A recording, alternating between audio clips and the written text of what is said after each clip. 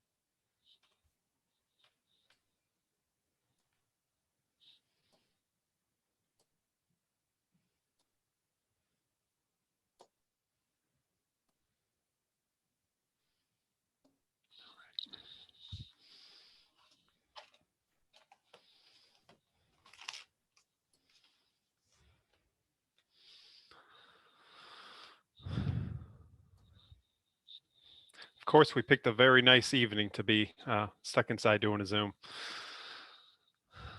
Yeah, it's beautiful out there tonight. Yeah. Had to deny the kids playing some soccer outside. Isn't that bad? Got to work.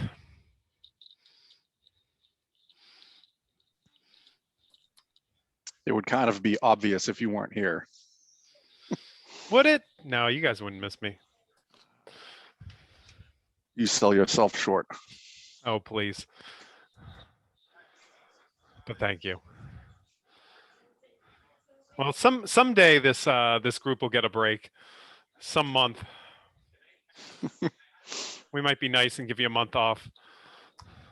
January of 2022. When it's done. Michelle, are you sharing to Facebook this time? I can, I would just need to be made the host if we want to share that on the Facebook page. I'll do that.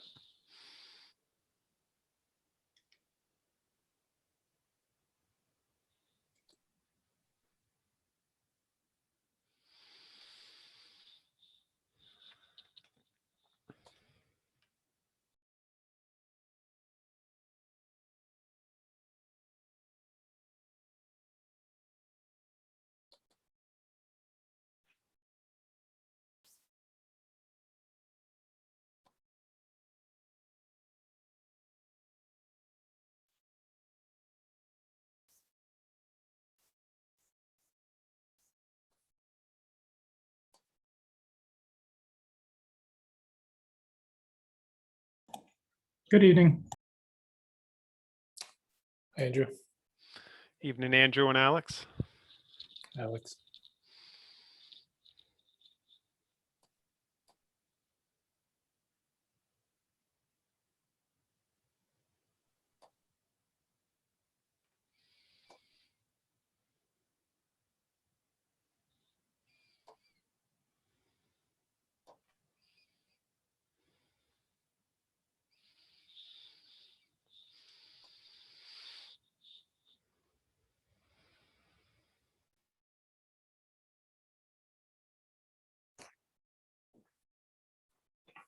Hey, Justin.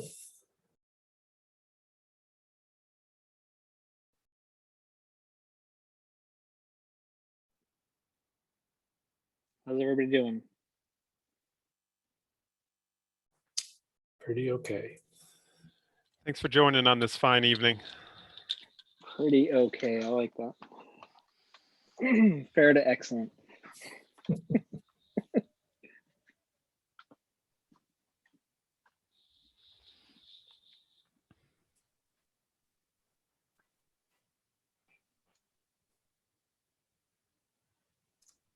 Hi, Jessica. Hello.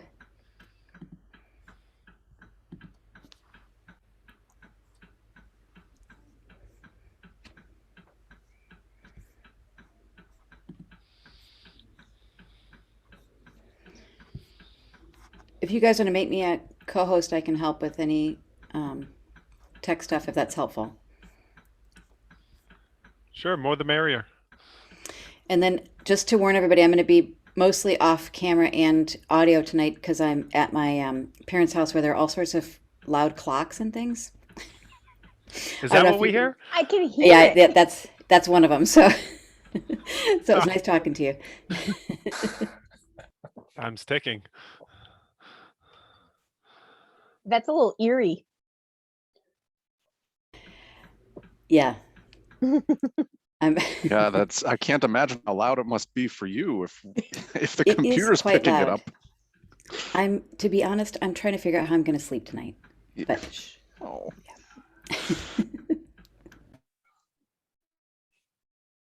In a world of digital clocks, it's a unique sound that we forget about.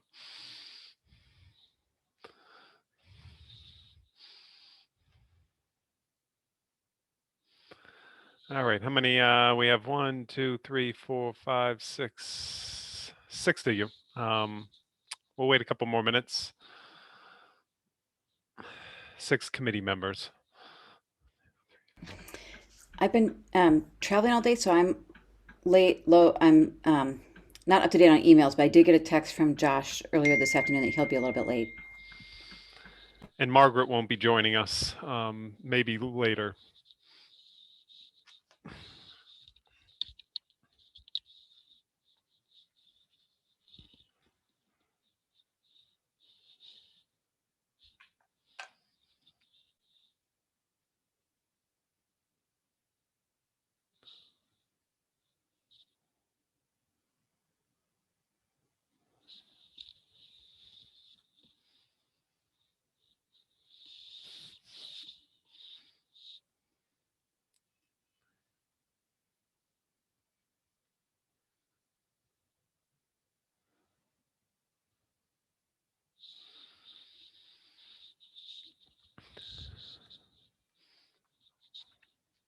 Hey, Sharman, Sharna, hey, Deekman, thank you for joining. We'll get started in a couple minutes here. Okay, thanks.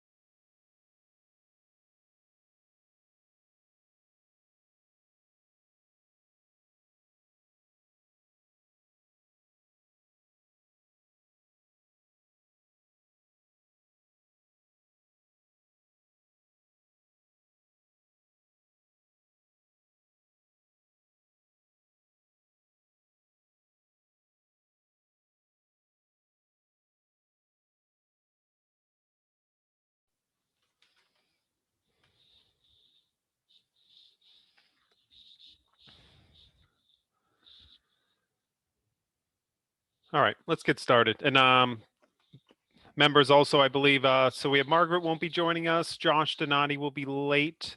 And I believe Shaw McDermott said he might not make it tonight. I can't remember what his email said. I think he was traveling and would do his best to join us.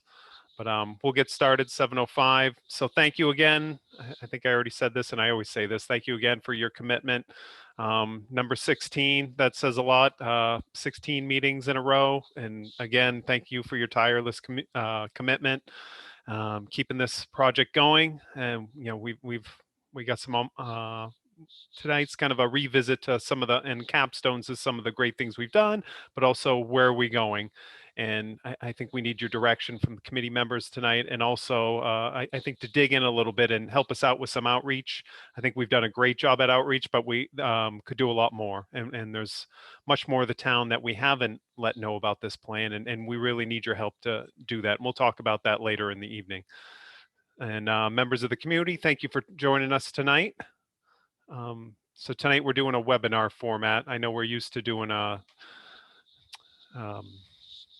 regular Zoom meeting, but for once, Josh doesn't have to control the reins. So I'm happy to take that off your hands tonight, Josh. So thank you.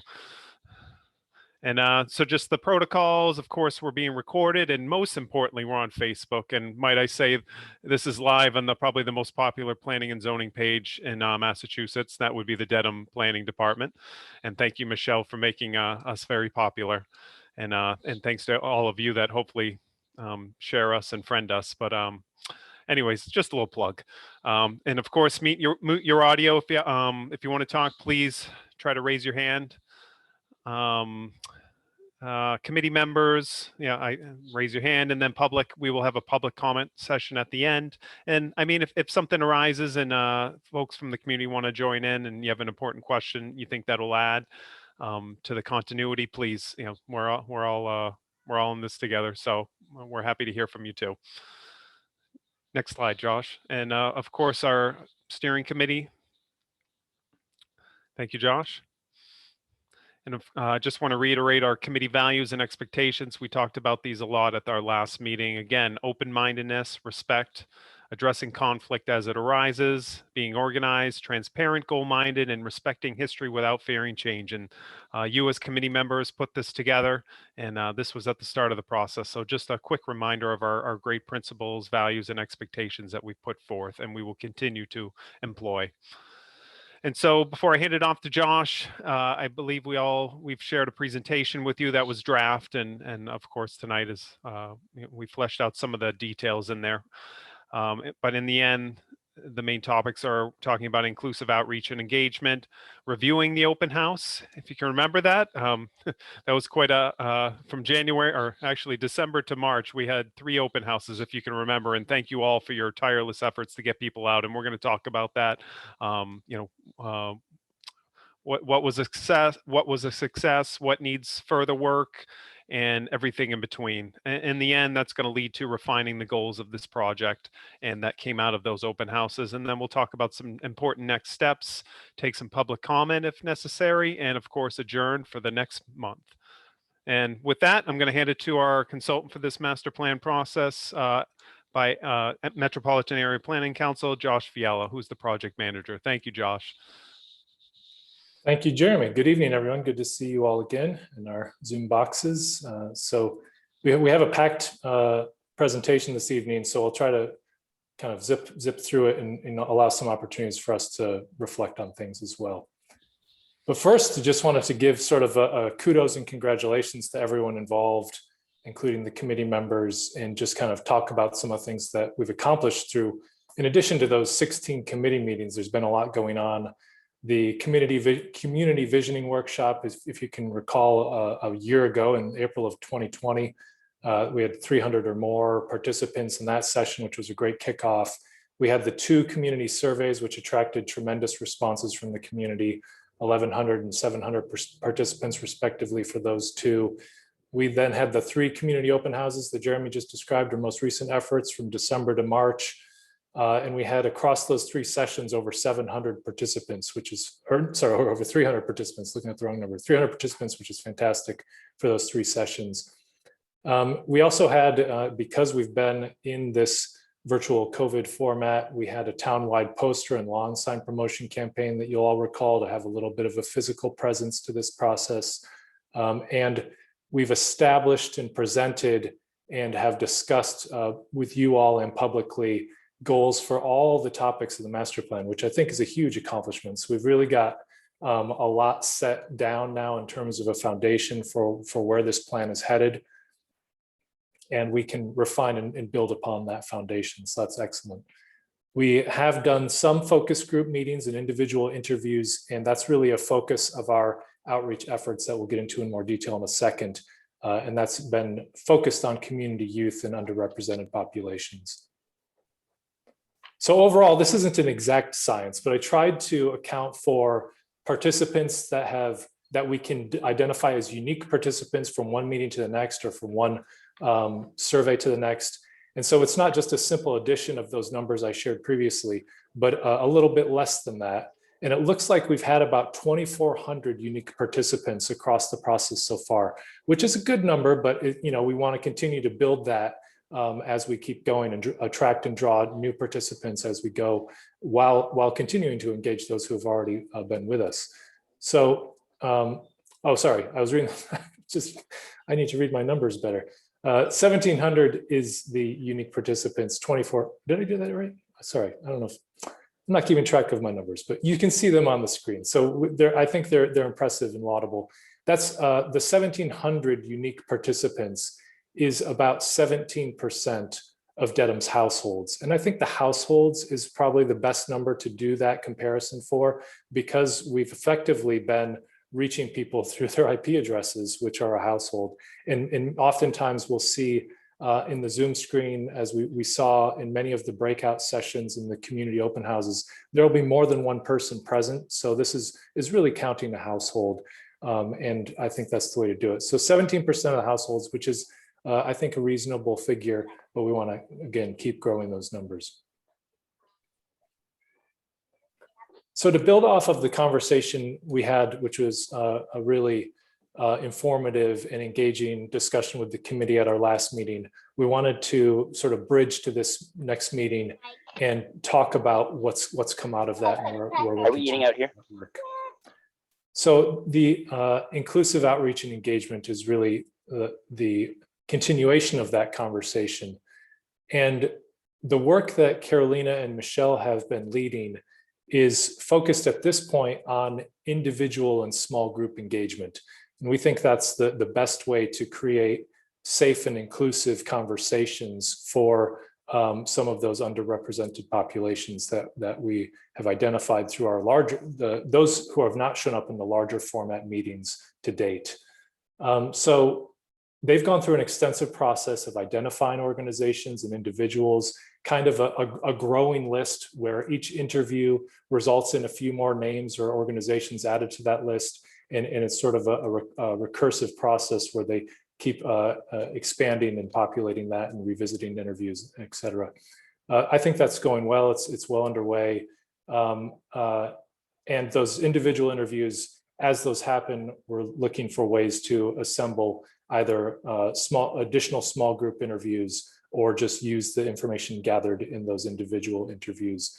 The end goal of that outreach effort is to look for themes across the notes that are taken from those conversations, and to then integrate those themes into the goals which we have drafted, but also to integrate them into the strategies and actions as well. So even though we're trying to, as you'll see in this meeting, trying to solidify and refine the goals, we still want to leave them sort of a working set of goals to leave room for this modification that will happen through the additional insights that we gather through these smaller conversations.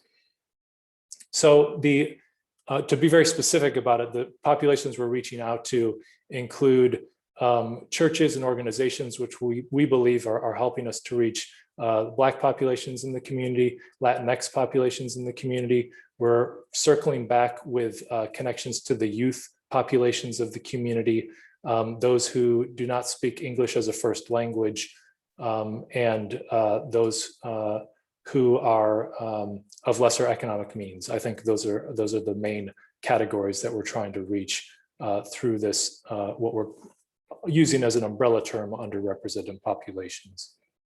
So we'll talk a little bit more about this later in the presentation, but one of the things for the committee to consider as members, we will be asking you all to get involved in some of the small group conversations as those get organized as listeners and note takers. So there's a volunteer opportunity for the committee members to be involved in that way.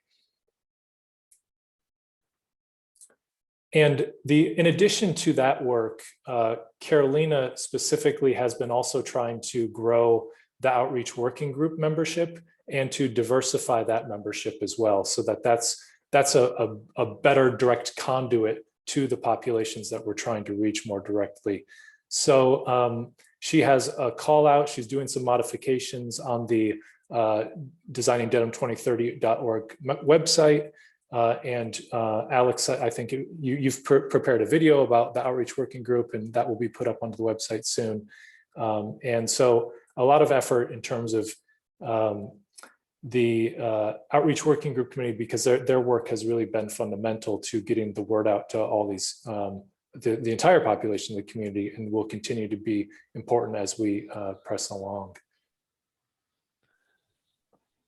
Jeremy, so I saw you on mute, so I was just giving you a little. Yeah, no, I just wanted to pause here and see if anyone wanted to say anything. And it's interesting today, you know, this has all been planned in a vacuum of COVID, and, you know, it's hard for us to prepare for, you know, when can we actually really get out to some events? And as you all probably know, you know, Governor Baker opened the door a bit for, you know, road races to start in June, although it's up to each city and town.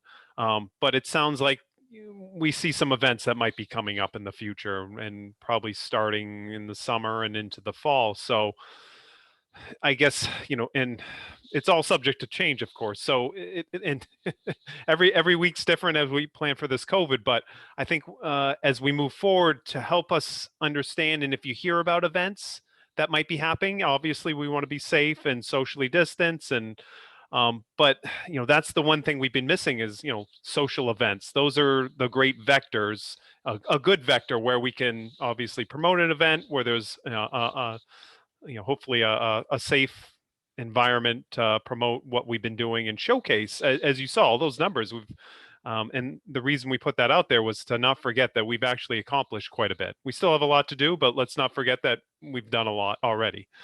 We have more to do. So I guess that's another ask, is to help us out. And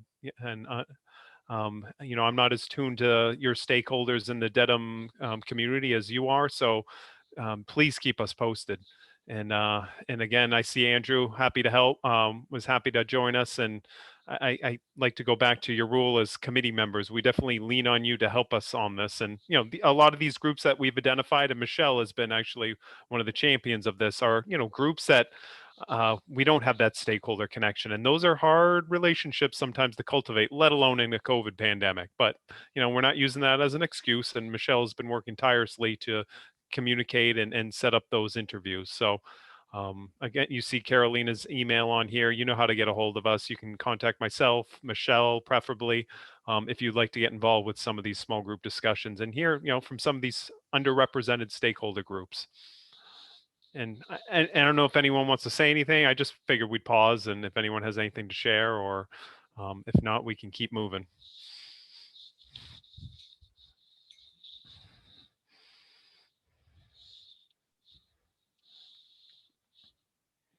Okay.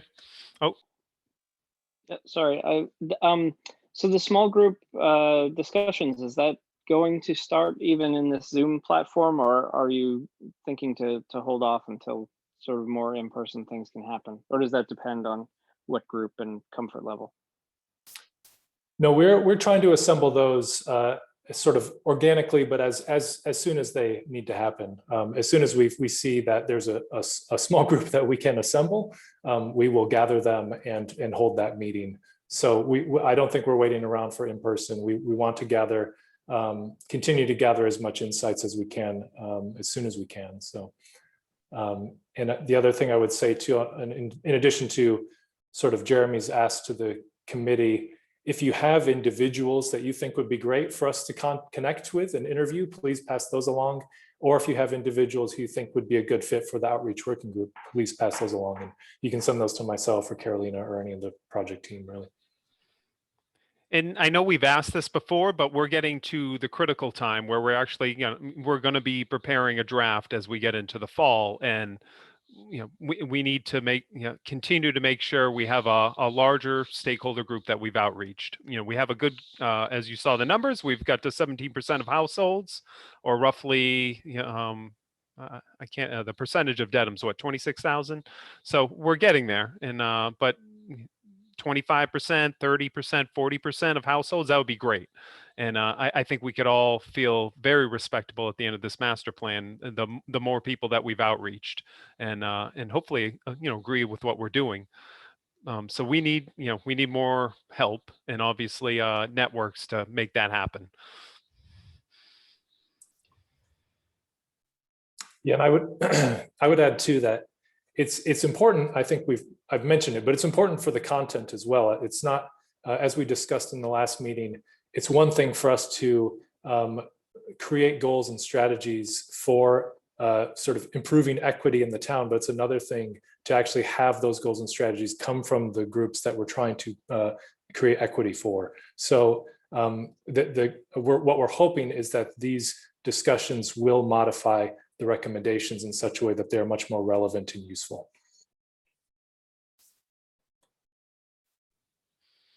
Thank All you, right. Josh. So not seeing any other hands for discussion, we'll just keep pressing along a little bit. The other thing, and this is a very, I would qualify it as, I put initial working draft and I would highlight that it is, but we looked through and we're reflecting on the sets of goals as they exist now after the refinement of the open houses. And at least four recurring themes seem to really pop out. And some of them I think should be obvious based on everything we've been talking about, but it's important to refocus on the top three values that came out of the initial community survey that will manifest themselves in a vision statement at some point soon. And they were fiscally responsible, sustainable, and inclusive. And then the connecting of those three values to these recurring themes. So we've seen in many of the topic areas, prioritization of walking and biking improvements show up as a goal. So that's in transportation, of course, but also public health, economic development, land use, and others. And then supporting inclusion and equity as a general category, but then in very specific ways in terms of small businesses, employment, housing, general policies and programs of the town, and governance. That shows up in almost all of the topics. I think land use and zoning was the only one that doesn't show up as directly in. Then strengthen livability and the quality of life in the town shows up in, again, almost every category. So these are cross-cutting, really important themes. And then actually all of the topics discuss in some manner shaping the regulations, policies, and procedures of the town to more effectively align with the goals that have been articulated. So we can think as the content both grows in terms of its detailed level, which will fall below the master plan. I think it's also important to look at themes that will be elevated above the goals of the master plan and connect these either back to the vision statement or they can be cross-cutting themes that show up in a prominent way across the plan as priorities. So we're just kind of trying to build up the content in a way that makes sense from what we're seeing as patterns now.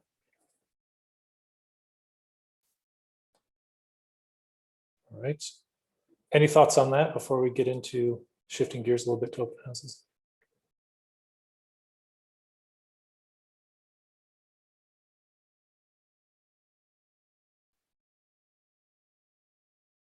Okay, well, we can do a brief review of the open houses, and this will also, we'll have a moment for you all to reflect or offer some insights about how we could continue to improve our processes. But first off, just wanted to run through a brief open house participation summary, which does relate to the inclusive outreach, which we just went through. You'll kind of see a further justification for why that's happening. But these were the flyers for the three events, December 7th, January 26th, and March 30th, most recently. The neighborhood representation across all of the three sessions was good. All neighborhoods were represented.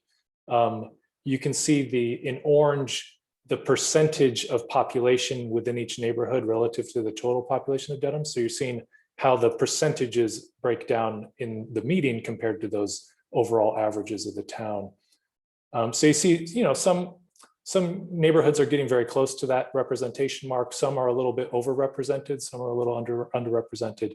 But I think the good news is we are not seeing very small numbers from any one neighborhood. So I feel like all neighborhoods are being pretty well represented. This was in the January forum. So Oakdale was most represented in that forum and in the March forum as well. So similar patterns across the three meetings, but the big take home for me in that collection is that all neighborhoods are being well represented in the process. In terms of age, we are seeing sort of the age skew a little older. We have not seen much youth participation in these meetings at all, which reinforces the need for us to return back to some of the youth discussions. We had a youth focus group last summer, but I think it's worthwhile to revisit that. So we're making that work.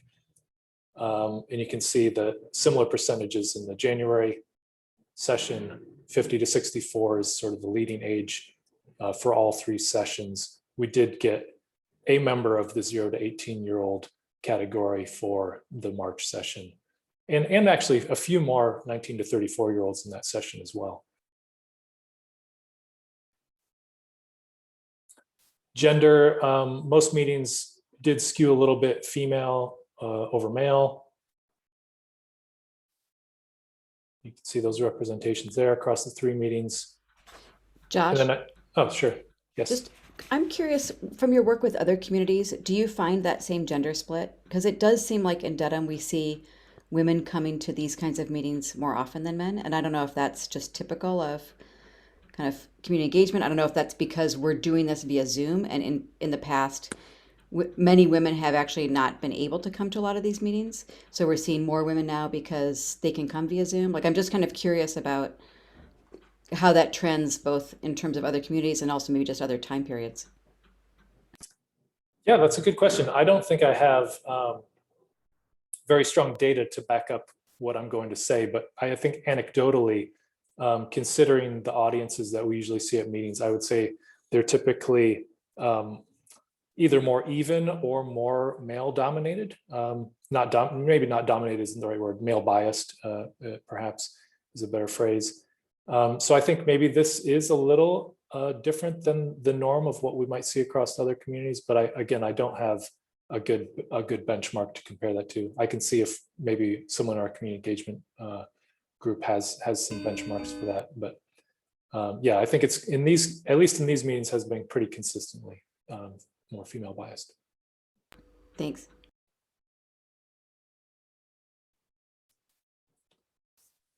And then I think we've shared these before, but these were, I think, an important insight. At the very beginning of the process, unfortunately, we did not ask for race and ethnicity data in the meeting participants, so we don't have as clear a picture. But now that we've asked this at the 3 open houses, it's pretty clear why we need to seek underrepresented participants explicitly, as we've designed with those individual and small group sessions. So you can see in the first meeting, very much a white audience. And you can see in orange again, the percentages of the population demographics of the previous census data. So I will note that, so some of the census data is finally coming through and out. If you've seen on the news this week, some of the House of Representative shifts that have occurred because of the census data being released. I do not think we've gotten data to a level yet where we can process it, but I think that probably soon we will start to see census data that we can start processing for Dedham to update some of these demographic numbers.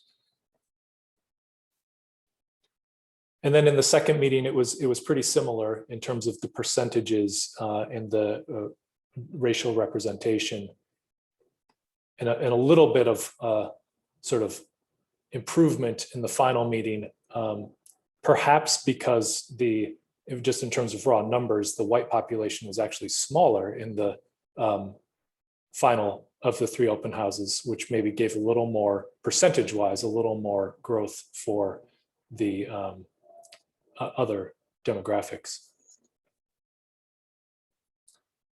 But still not near in terms of representation relative to the demographic relationships. And then this was also an interesting question to see that helped us with those numbers that I presented at the very beginning. Who has been participating in the master plan meetings previously? The very first meeting, we had almost half joining us for the first time, which was great. And then that number came down a little bit in the second open house, but still it was, I think, promising with each meeting to attract new members to the process.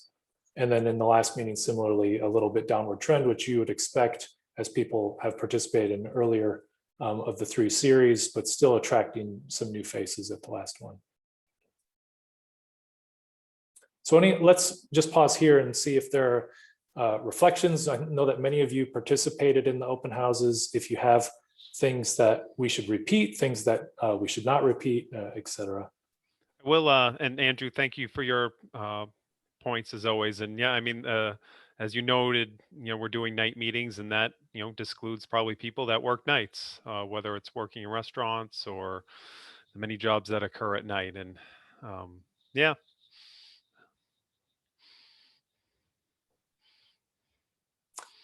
Yeah, I would agree, Andrew, with the comments that Jeremy was just referencing that you put in the chat, that of those neighborhoods overrepresented, Dedham Village / Dedham Square is the most consistently overrepresented of the neighborhoods. And that goes back to the initial surveys as well.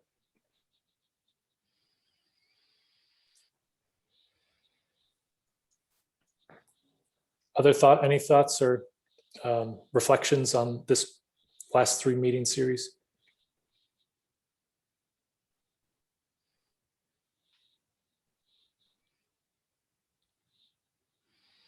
Let's keep going.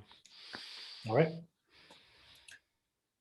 So the big, from a content perspective, as you all know, the open houses were really designed around the topic goals, which we had gone through in that very meticulous series of 9, I think 8 or 9 topic focused master plan committee meetings that started, I believe, back in August, if I'm remembering right, and went through February. This was taking, again, each of those topic goals as we presented them, and then listening in the breakout sessions that were a part of each topic's discussion.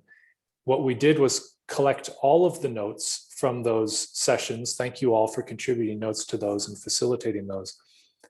And we then distributed those compiled notes to each of the topic leads to then use their own approach in terms of analyzing the themes of those notes and to compare those notes to the goals which had been drafted and to refine those goals. So now we have this evening, we'll walk through for each topic the refined goals that came out of that process.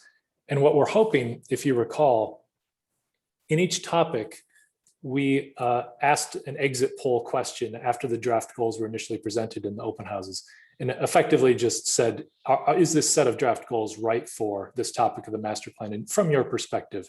And it gave us a feel for how close or not close people felt that the goals were at that moment. Our hope is that by mining the themes from these conversations, which came from the same cross sections of the population, if we were to redo these polls, I don't know that we will get the opportunity to, but if we were to redo these polls, that there would be more people in the close or very close categories would be the hope here in the process that we've undertaken. So you can see, starting with economic development, which was the first topic we presented, 55% thought that the topic was close to what they thought it should be in terms of the topic goals that were drafted. And a total between very close and close, 73%, which is a good amount, thought they were either very close or close. And then we had a few that thought they were either neutral on the topic, not close, or way off. The themes that Jen Kaplan has identified were that planning for the future of Route 1 and the neighborhoods surrounding it, that showed up again and again as really critical and important, not just from the sort of transportation effort planning that is occurring currently, but just thinking about that as a really transformational opportunity for the town. And with so doing, diversifying the business types, that small business support across the town is needed and needs to be improved, and some specific recurring themes about how that could happen. The industrial goals in general did not resonate as well with the community, and that needing to address the relationship between what people are earning and the cost of living in the town is really important. And then again, although it was economic development, connectivity showed up quite a bit in those conversations as well. So these were the draft working goals that were presented by Jen that evening, and what basically instigated those comments and themes we just went through. And then here's our little handy key of the ways the track changes that have occurred from that slide I just showed to what's next. So if it's underlined, some language has been added. In italics, the language has been wordsmithed a little bit to better reflect the conversations. Bold is a brand new goal, one that didn't exist previously, that better captures what people are thinking. And then a strike through is either a portion of a goal or a whole goal that's deleted.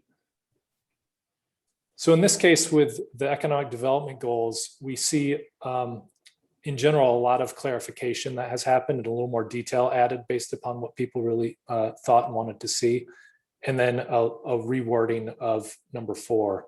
So in terms of the very first goal, investing in local business districts, really looking at a way to prioritize those business districts so it's local and priority, and then adding some specificity. So that would be with a focus on diversifying chain stores and improving pedestrian access. And then building a support system for small businesses.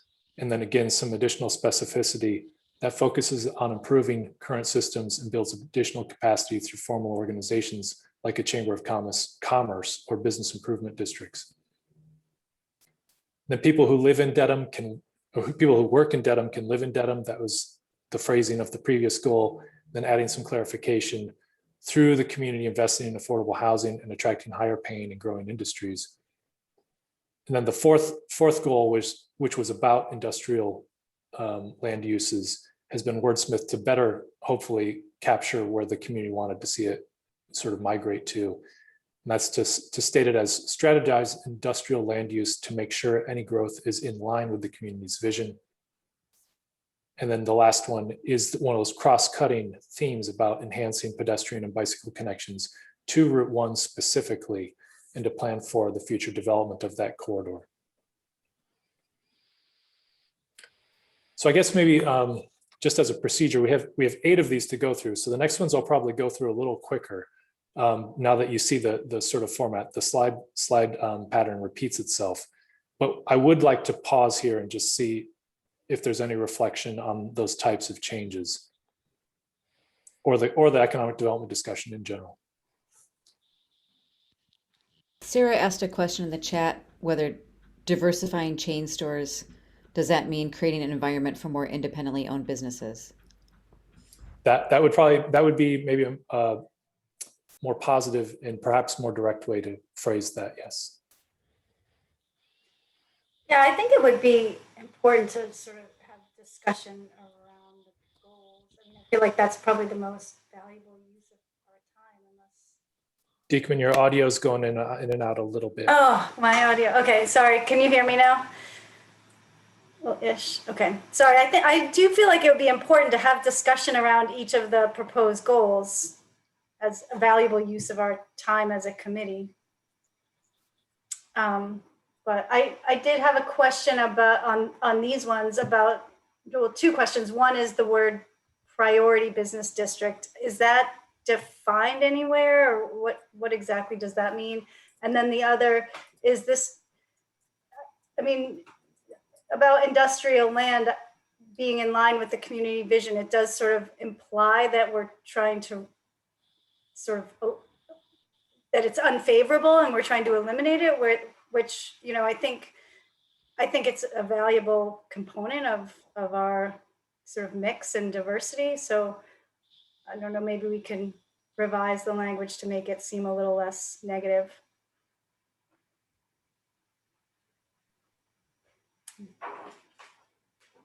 Yep, I agree. And one of the things that strikes me, particularly, like really about most of them, but particularly like 1 and 2, is that, and I know, Josh, we've talked at different points, you know, just about jargon and like planning jargon and how to make the language more accessible. But, you know, so for one, so I think in general, whatever the intent of the goals, the language of the goals should be something that's really accessible and easily understood by everyone in the community. And so I think 1 is challenging. So I like actually Sarah's, you know, framing around creating an environment for more independently owned businesses, right? But I also think part of the reason I think that we are talking about investing in more like local business districts is trying to create an environment or a town where everybody can walk to, an economic center, however small that is, right? And so I don't know how to express that in plain language, but I think that's part of the goal of number one. And so I think that's an example of, like, if we could figure out how to get that in the goal, then it's more understandable to people, and just and frankly to us too, right? Just to make it kind of more clear about why it is that we want to invest in those local business districts, because that also then explains in the goal what a local business district is. Yeah, maybe the term is like neighborhood serving business, because I think a local business, you consider anything that's in Dedham as a local business, but maybe neighborhood serving business or something like that. Right, like creating neighborhood economic centers, kind of.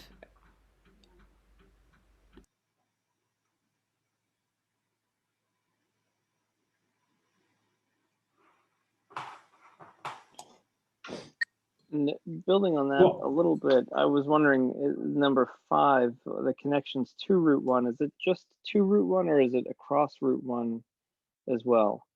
Because it is a, it's a difficult physical thing to get across, but it sort of creates a mental barrier as well for those of us who enjoy getting to Dedham Square.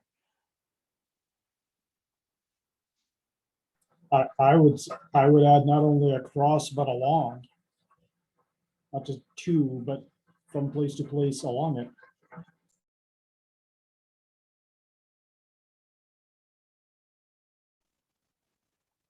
I definitely agree along it, especially for bicyclists. I mean, I think there are some sidewalks there, so certainly finishing all of those connections, but adding some kind of ideally separated bike facility as well. Yeah, no, I bike from occasionally, along, and I go from the private way behind what's now the Hooters, and go over a curb sort of from one parking lot into the next, along that back way that runs along the marsh and cut out by the TGI Friday and cut along behind. There's no way that you take bicycling on Route 1 is taking your life in your hands. Right. Just to avoid Route 1, you have to do all that. Those are good points. Yeah, I think those are all excellent and help us to continue to refine these sets of goals. I'm with Diekman. I don't know what a priority business district. If I have a business, how do I know if I'm in a priority district or not? Do you care about me? Am I in or out?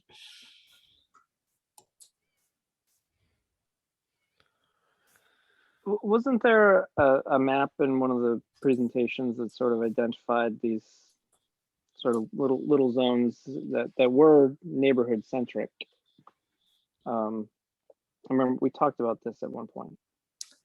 Yes, yeah, we do have the areas spatially defined and mapped, which would make this a lot easier to see and understand. But I think I like the modifications of the language that is being suggested, where priority might not be the right phrase because it has so many sort of it implies so much, and those implications might not be what we intend. And so I think that neighborhood centrism, which was being described in Diekman and Jessica's comments, is perhaps the better approach in terms of phrasing.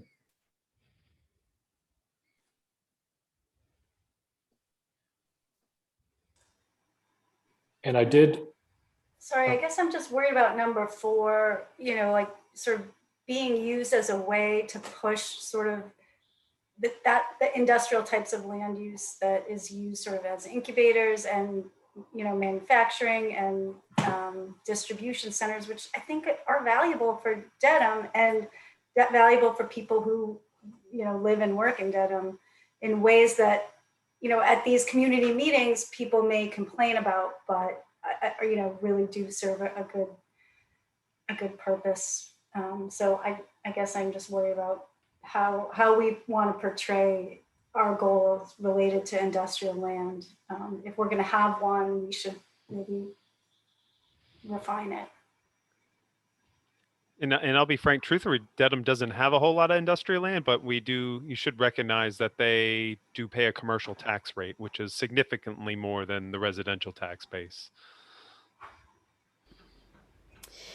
Well, It when you seems live like in the that's manor, like- you're aware that there's a significant amount of industrial land, at least in this neighborhood. I had a reaction to 3, but Sarah, Jessica, I don't want to cut you off. I do have a point I want to make about 3 eventually. Go ahead, Andrew, and I'll come back to 4 when you're done.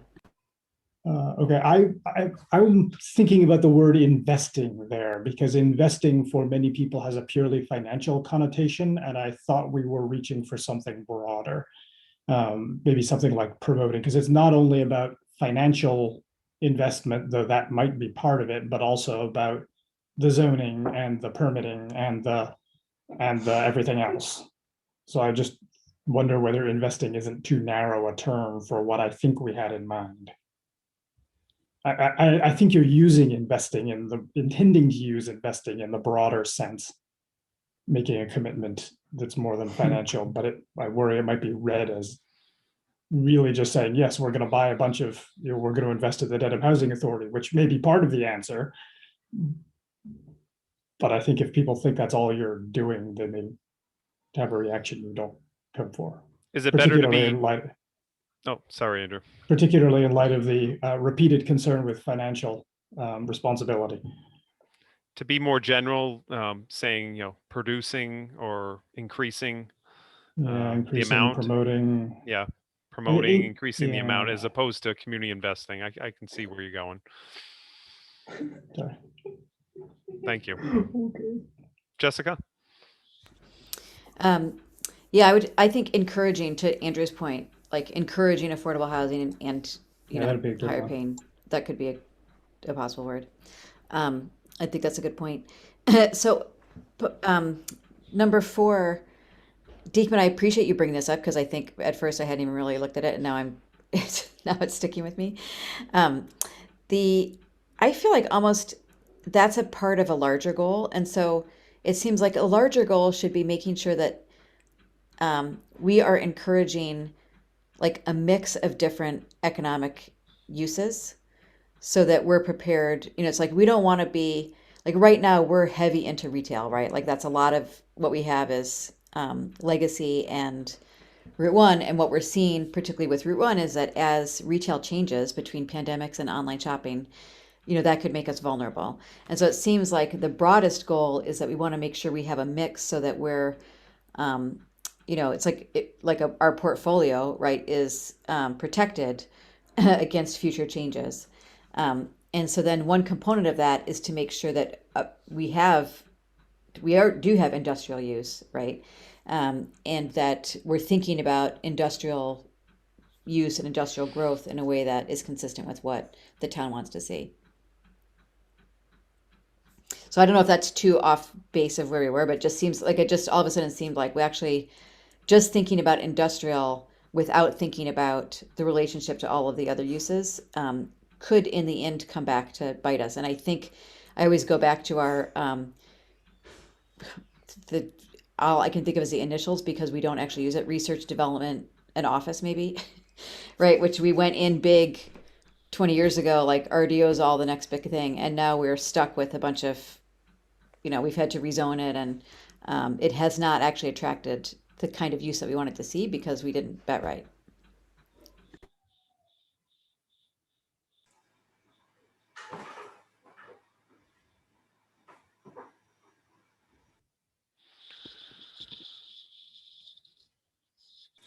Josh, I can't hear you. Sorry, this has been fantastic feedback. I think that the goals have had, personally, I think they've gotten better from the feedback from the open houses, and I think the conversation that you've all just had will make them better yet. But what I forgot to mention from my notes is a little bit about the process that might be helpful too, and that we're viewing this meeting and the next meeting, which would be in May, as a little bit of a 2-part series. So don't feel like we need to get the goals just right in this single meeting now. We're viewing this meeting as a little bit information heavy, in that we're trying to present to you what was spoken, what was gathered from those 3 important sessions with the community. But then, and to have the reflections like we just had on economic development, but then in the next meeting to actually return to a discussion about the goals as we've just been having, and to have some level of kind of a check off with you all about that might entail a poll, a vote of some kind, who knows, we haven't designed it exactly yet, but it would involve a kind of a gateway moment for you all to say like, all right, we feel good about these goals for this topic. And then let's dive into some strategies and actions based on that. So this is, we don't have to do this all tonight, but I think this, what we just had for economic development was fantastic, but perhaps we should move on to transportation now too. Can I just jump though that we should try to align these a bit more. We're saying we are trying to have better economic opportunity and so that if you work here, you could live here. But then we're also saying we want to focus on independently owned businesses, which generate a lot less revenue, have much worse off for generating jobs. And then we're like negative against industrial, the higher paying jobs that those people that would be getting to be able to afford to live here, we would be a more likely way to get there. So anyways, I think that some right now these don't necessarily align with each other, and some of them are pointing in opposite directions.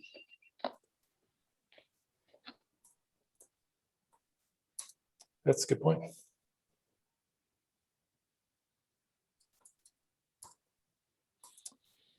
I will take this feedback back to Jen and our team, and we'll continue to discuss and see if we can continue to really make these as strong as possible.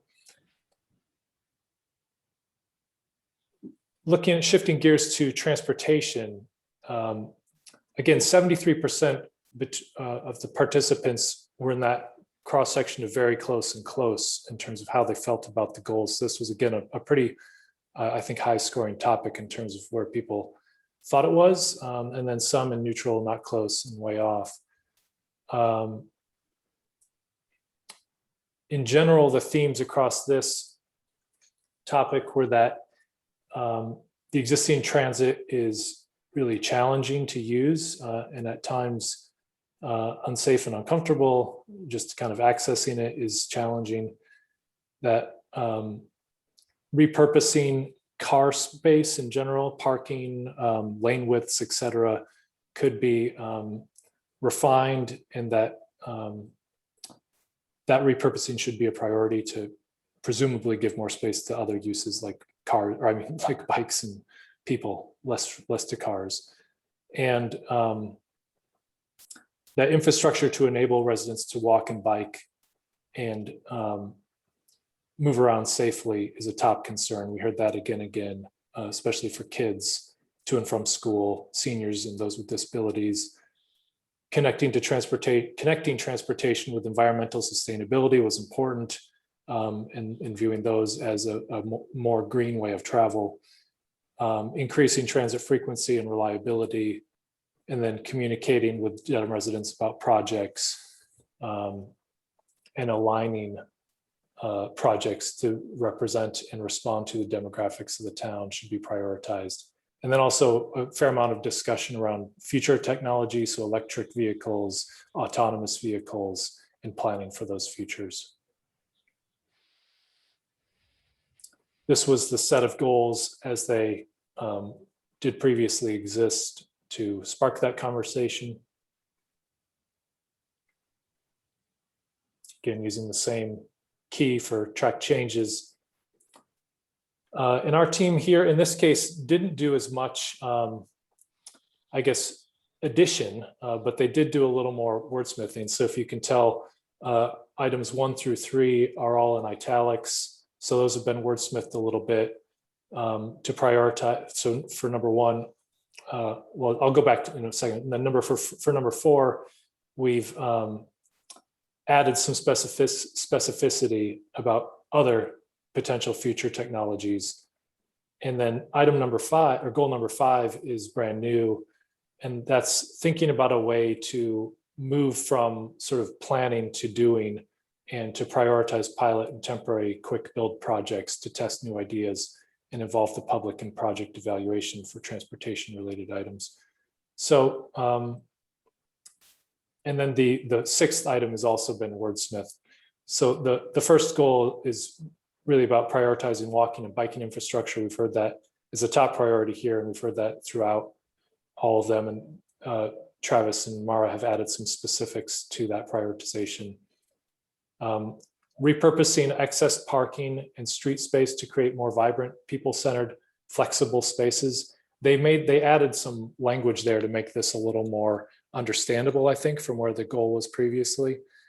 And then improving safe, comfortable access to existing transit stops and increasing the frequency of rail and bus service. I think that adds a little bit more in terms of what we're trying to achieve in transit, and puts a little more control in the town's hands too, having it not just focus on service, which is sometimes out of the control of the town. And then the final item, again, I think through their wordsmithing have added a little bit of clarity around the communication that should occur involving Dedham's Transportation Committee, and then around the participation and decision-making process to reflect the diversity of the town, and really the those who may be more likely to be using the transit system. So thoughts on all of this?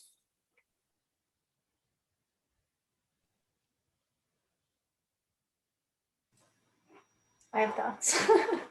Yes. Sorry. I was hoping someone else would speak up.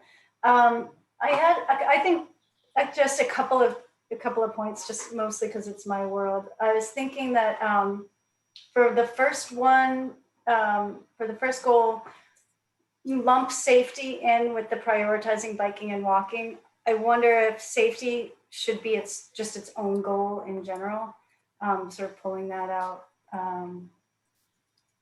And not necessarily linking it with the biking and walking. And instead of, so instead of having it say prioritize biking and walking infrastructure to support safe routes to school, first last mile connections, and eliminate injuries and fatalities, it could say to encourage and increase biking and walking mode share and / reduce motor vehicle use, maybe something like that. And I do think we don't want to necessarily make the safety improvements car centric, but there should be a goal in here to address intersections or locations or hotspots that have high incident locations. My recollection of the reason we had talked about this was that the data seemed to show that most of the injuries and fatalities were pedestrians or bicyclists who were hit by cars, not inter-car. So that may have been why they got lumped in. Yeah. Okay. That's fine. Did you have others, Diekman? Yeah, but I don't want to call if other people have other things they want to say. This is Shauna. I have a couple of things to point out here. I still feel that there needs to be some statement of where transportation lies within town government, because it's great to have these goals, such as improving safe and comfortable access to existing transit stops and increased frequency of rail and bus service. Like, what entity is charged with that? So if someone were to look at this master plan 5 years from now, 10 years from now, who can they look to say, was this done? What was done? How was it done? And then my second point is there should be a goal in here that speaks to coordinating transportation planning with our neighboring communities. So some type of participation in regional transportation planning, whether that be with the Transportation Management Association or the Neponset Valley Transportation Management Association, but there needs to be something in here so that we're not looking, we're part of the Route 1 corridor. We can't look at transportation in a vacuum as though it only exists in Dedham. We need to coordinate transportation with Norwood, with Westwood, and with our other neighboring communities. So I just want to point those two things out, that still we've got transportation goals, but no entity responsible for carrying forth those goals. And also, there's no mention here of coordinating transportation planning on a regional level.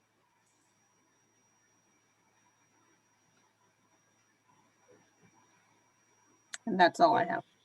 Thank you, Sharna. Yeah, that one of my comments was similar to that, or for number 3, instead of like increased frequency of rail and bus service, it should be, advocate for increased frequency of rail and bus service, right? Because, yeah, again, right, like Sharna was saying, Dedham wouldn't necessarily have control of that. And then another thing that we would have, could potentially have control over is increasing the, or improving speed and reliability conditions for transit. So like, could we have a goal that on bus routes, we could address sort of congestion as a means to improve the speed and reliability of those bus routes within our town. I feel like that would be valuable for the riders. And the mention here of, I'm sorry, Diekman. Oh, no, go ahead. The mention here of Dedham's Transportation Committee to ensure that participation and decision-making reflect the diversity of the town. Which transportation committee is this addressing? I think it should be committees is probably more appropriate.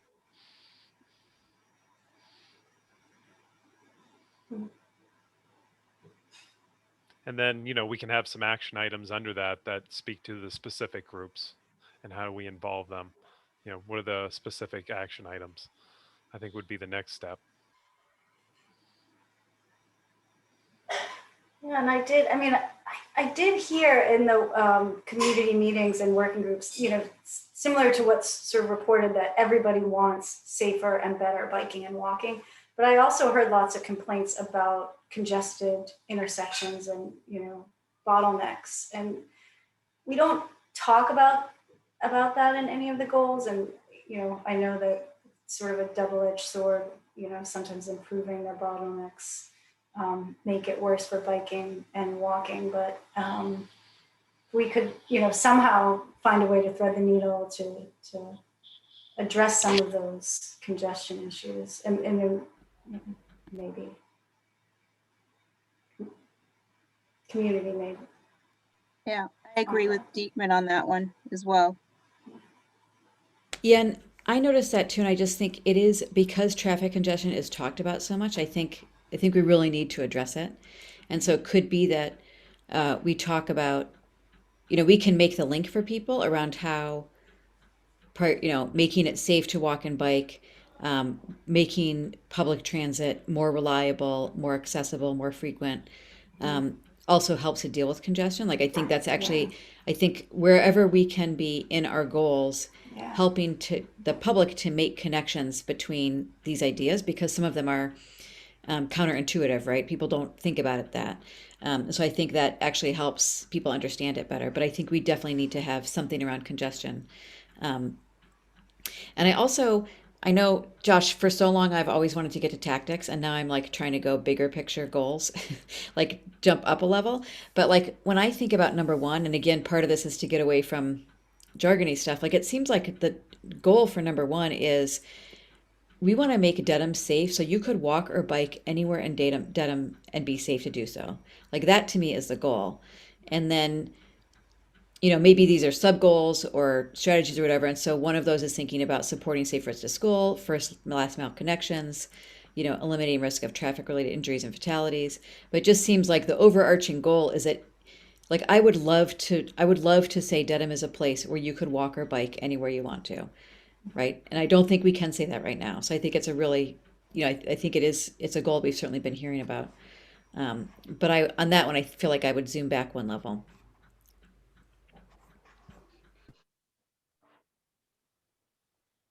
Thank you, Jessica. If I may, I'm going to call on Elizabeth. She has her hand up. Hi, thank you so much. Actually, I wanted to address the congestion. I was hoping as we prioritize walking and biking, that we could actually look at making Dedham not a cut through town any longer. I'm not exactly too sure how we would do that. But really just move traffic off of our streets. You know, people going to Westwood, Needham, you know, Medfield, Millis, just that would be what I would like to do. Thank you. Thank you.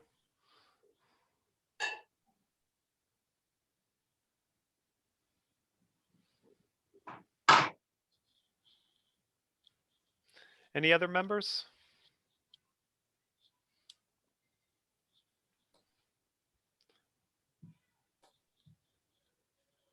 Anyone who hasn't said anything tonight want to say some words about transportation? Traffic, subject everyone loves, I know. Right. And I just, everyone's got an opinion. and Jim in particular, given that this is your field too, we're so lucky on this committee to have 3 people who really understand transportation, work in transportation. So I'm hesitant to speak at all, but I just want to make sure we make space for Jim if he has anything.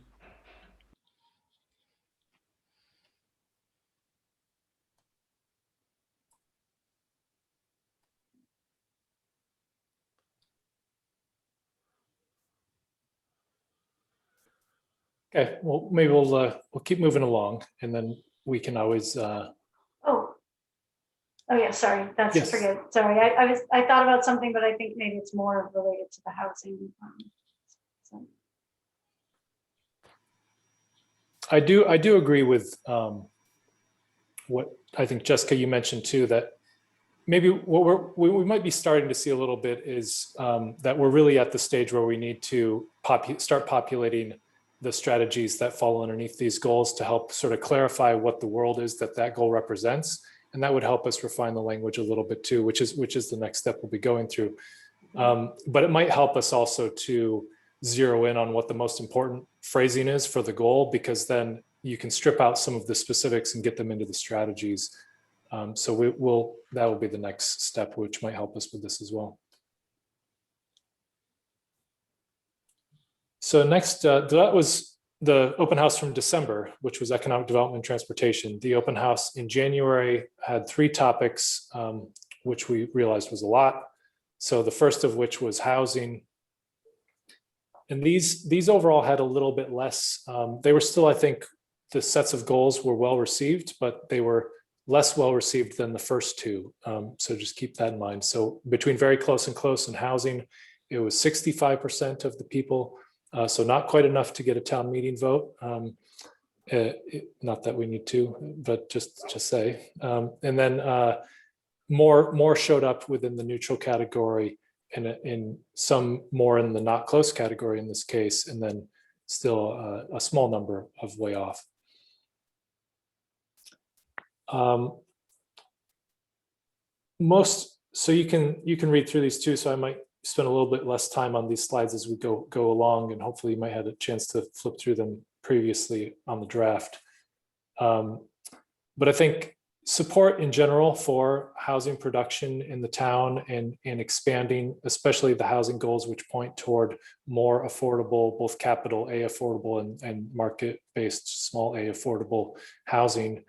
And you can see some of the specifics there in the themes that our team has pulled out, Alex specifically on our team.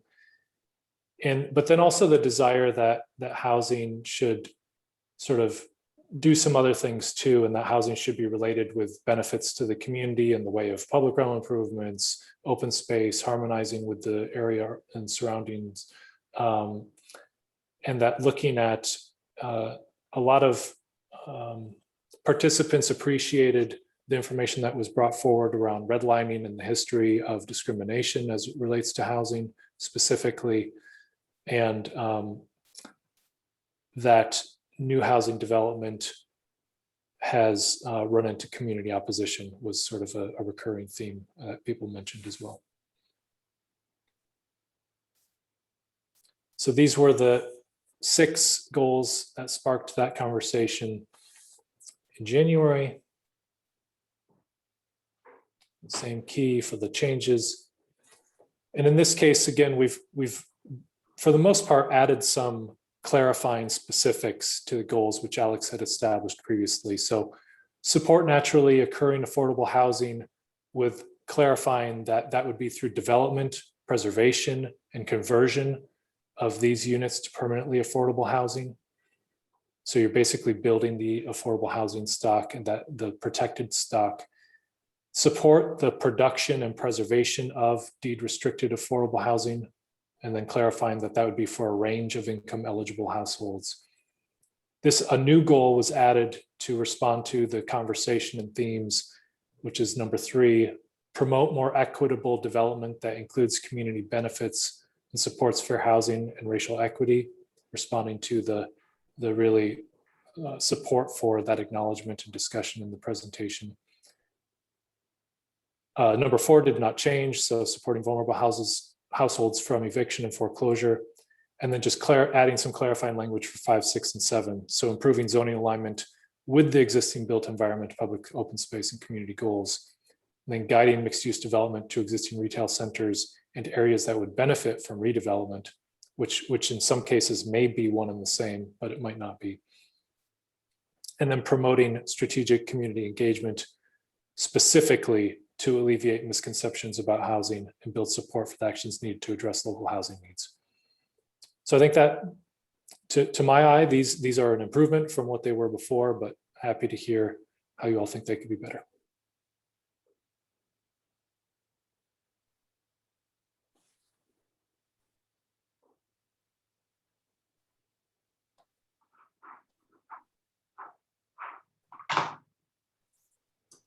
I know this is already on there, but could you explain what naturally occurring housing is? Yeah, so I think another way to phrase that is market rate versus non-market rate. So I think what Alex is trying to distinguish in that phrasing is that there is affordable housing which is produced through housing subsidy programs. And then there is affordable housing which is just affordable by the nature of its prevalence. So the theory is the more housing that you build, the more affordable that it will become over time, or by housing types. For example, trailer homes are a very straightforward example of a naturally occurring affordable housing type that is not subsidized, but just by the nature of what it is costs less to live in.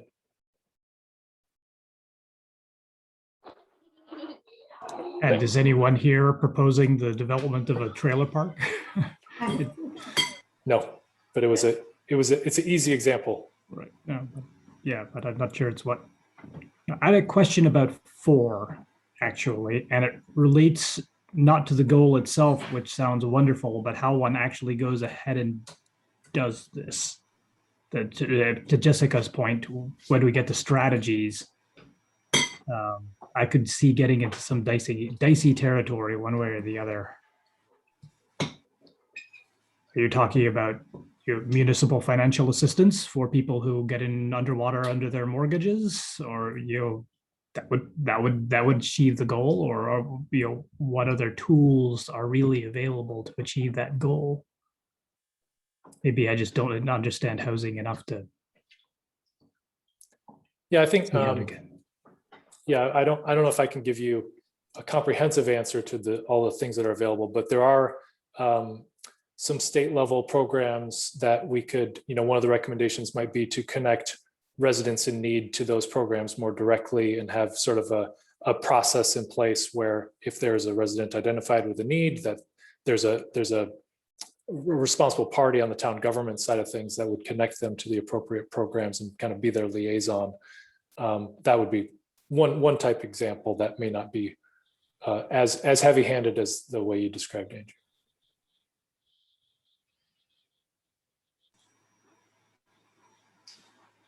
I'm wondering if it would make sense to have a goal to sort of increase residential or increase density in general and proximity to transit.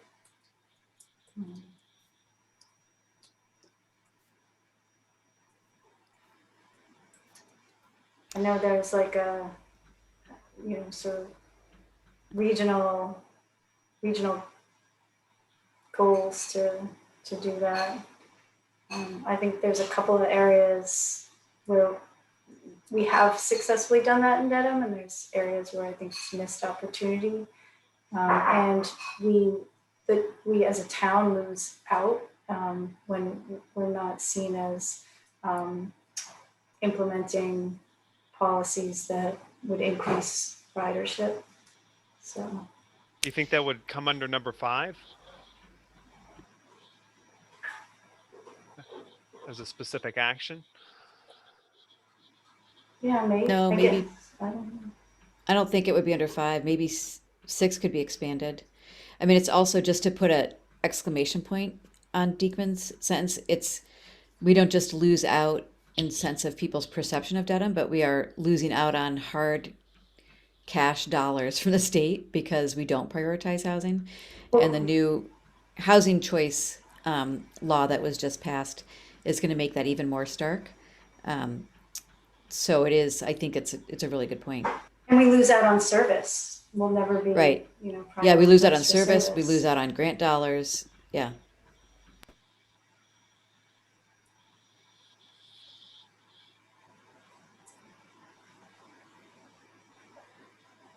Yeah, so I think that I would second that. I think that'd be great to figure out how to either incorporate that and spell it out in one of these goals or change something. And I do think, what you were saying, Josh, about as we get into tactics, it could be that 1 and 2 are actually one thing. Like the goal is that we want Dedham to be a place where people of all income levels can afford to live here, right? And so there's going to be stuff around market rate solutions to that, naturally occurring, and then also around deed restriction. So it may be that, like 6 could be combined with, mixed use and multifamily housing to existing retail areas. I mean, one of the things that strikes me is with these goals, and maybe that's it. It would come under tactics, but like we don't actually really allow multi-use housing, right? Or multifamily housing unless it's mixed use. And I assume that's a tactic, but that is just something in terms of our approach to housing and housing density in general that, we may need to think about. Another thought I have when looking at these is, so I'm just putting my hat on in terms of that, we've done a lot of housing forums, particularly around our population as it's aging. And so one of the things that we hear over and over in those is that, our aging residents really want to have the option of living in Dedham as they age, right? That they may not all choose to do that, but that they want to make sure they have that option, whether it's staying in their own homes or, downsizing in the community. And I don't know that that's really captured in any of these. And so I don't know if that's a separate goal or if it needs to be spelled out, but I just want to make sure that we're keeping that in mind as we're thinking about the goals, because I know we've all seen the demographic data around, how we know every community has an aging population that's kind of growing in size, and Dedham does even more so than some of the surrounding communities. So I think that's an important one to hold. Thank you, Jessica. Does anyone else have any thoughts on these ideas? What is an example of equitable development? Good question. Yeah, I think it could mean any number of things. I think it relates definitely to the affordable makeup of the units. That would be one way to approach equity in a housing development. It could also have to do with the size of the housing units, so the bedroom scale of the housing units, to make sure that there's equitable opportunities for different types of household situations. It might also include looking at more multi-generational type housing development, which may not be present in the town today, which might provide more of an opportunity for certain cultures and backgrounds who prefer living within multi-generational homes, and they can't find that in the housing stock today. So I would say those are perhaps some examples of the way you could frame a development as equitable. I think you Thank could use you. it, financially. A lot of the new development that you see is going to be to the higher incomes in Dedham. And, that stands in contrast to Dedham is quite diverse when it comes to economics and household income. And there's obviously an imbalance if any new development is geared towards a high end. I mean, you could use the analogy that that's freeing up housing stock and providing more supply to a greater diversity of economics, but I don't think that's keeping up, and I think that's another component of this. So just to talk a little bit about one of the goals that was on an earlier slide, we talked about wanting also more higher paying jobs, but that seems kind of in contrast to if we're trying to be more attractive so that all different employment levels can live here, and we're also attracting higher paying jobs that might make it difficult to achieve goals from both groups here. Yeah, I think much like Nate has brought up, that there might be some conflict between or perceived conflict, not necessarily intentional by any means. That we should think of how sometimes those relate across these topic areas. I think that might point to a clarification back in economic development goals too, that I think the intention there is not necessarily that it's only about high income earning jobs, but that we're wanting to attract higher income across the entire income spectrum for jobs, so that each job would be higher paying. But I don't think the goal is that in Dedham, we're only trying to attract million plus earners. Like that's not the intention.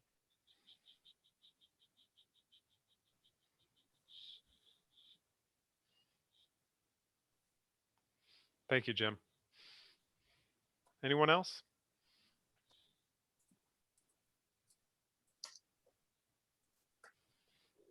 Let's keep going, Josh. All right, and we might not make it through all these tonight, which I don't think that's bad. Agreed. We'll see how we do. So public health is next. Again, you'll see that percentage of very close and close is dropping a little bit still. So 61% overall, and a few more in that neutral category and not close category.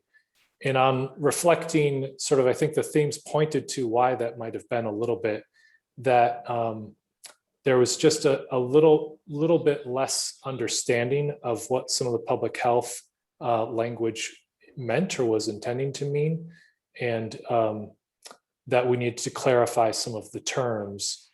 And that also mental, physical, and behavioral health were important issues and concerns that people raised quite a bit, but that weren't necessarily as present in those goals as they were originally formulated. In addition, environmental health concerns were also needing to be reemphasized. And then a lot about the walking and biking as it relates to public health was very important and critical. And then again, a call out for the specific discussion that showed up around the health and equity relationship to racial populations and their environments. So working draft goals as they were before. Same process for track changes. And then Elaine has really tried to kind of improve the language to make this both more accessible and capture some of those specific themes. And I think that's pretty evident in the first goal. So maybe just previously, it was a little more nebulous: advance a high-performing municipal public health system, which people couldn't really get their arms around. And she's made that more clear and specific, I think, to talk about supporting Dedham's health department by investing in core public health services, cross-sector partnerships, and projects to reduce health risks for vulnerable populations, which is what her language previously, I think, was trying to encapsulate, but this is much clearer. And then number 2 is reduce environmental exposures that adversely affect the physical health of Dedham residents. I think that's much clearer, straightforward. Number 3 is a new item which relates to those themes. So a new goal: support the mental and emotional wellness of Dedham residents, specifically youth and children, to mitigate conditions that contribute to harmful behaviors.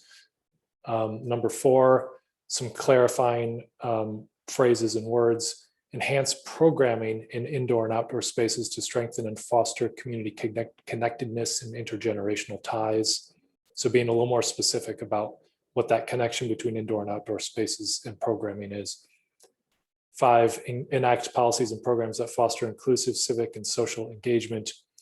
And then 6, again, about walking and biking, prioritizing it to support daily physical activity and eliminate risk of traffic-related injuries and fatalities.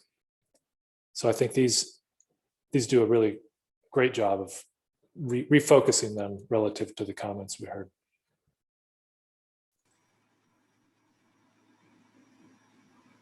I agree. I think these edits are really good. I especially like number 3. And I think we've had some conversation about like, how does this manifest within something that the town has control of? And I do think there are a lot of things that the town could be doing to support the residents, especially things that have come out with the pandemic and mental health. It's so hard to find services, and in searching for stuff within my own family, I came upon a number of resources that were limited to residents of other towns that we couldn't access. And I feel like that, that's something Dedham can improve on. This goal number 3 would hit on that.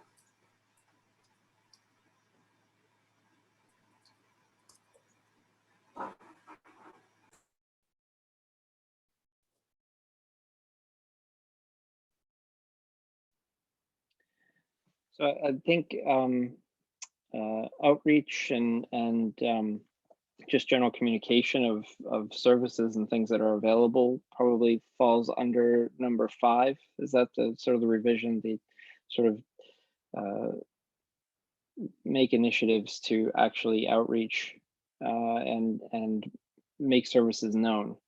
And I'm sort of thinking of like, during the pandemic, we have this COVID newsletter or brief that comes out at least every week, if not more often, with updates and things, and I really have appreciated that. Because they say things of what the current conditions are and what services are out there, clinics and what they're doing to outreach to vulnerable populations, things like this. And then I always go back, and I think this is also in our natural resources discussion, is that the thing for me has always been, we have quite a bit available, but knowing that it's available and how to access it is an important thing, and that's where I think there's a weakness, in town. So I think are these sorts of things sort of captured in like number 5 and some of these others? Yes, yeah, I think those are good strategies to highlight, Justin. I think they could be captured under the number 5 specifically, but yeah, I may want to adjust the language a little bit to make sure that they have a landing point.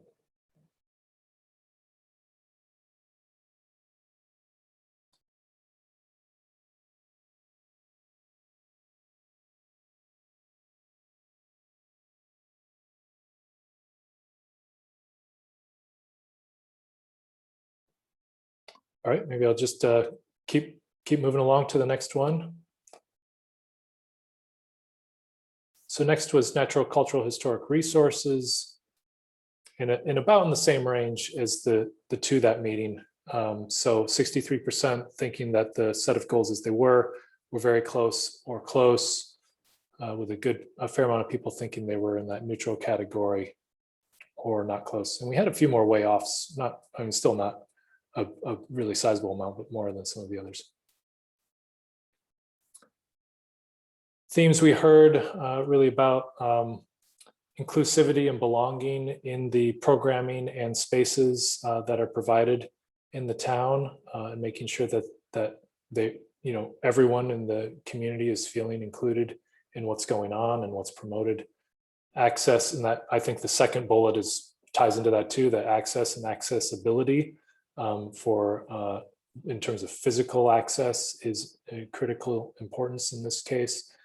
Arts and culture and connecting to cultural identities and making that a way to build economic growth in the town.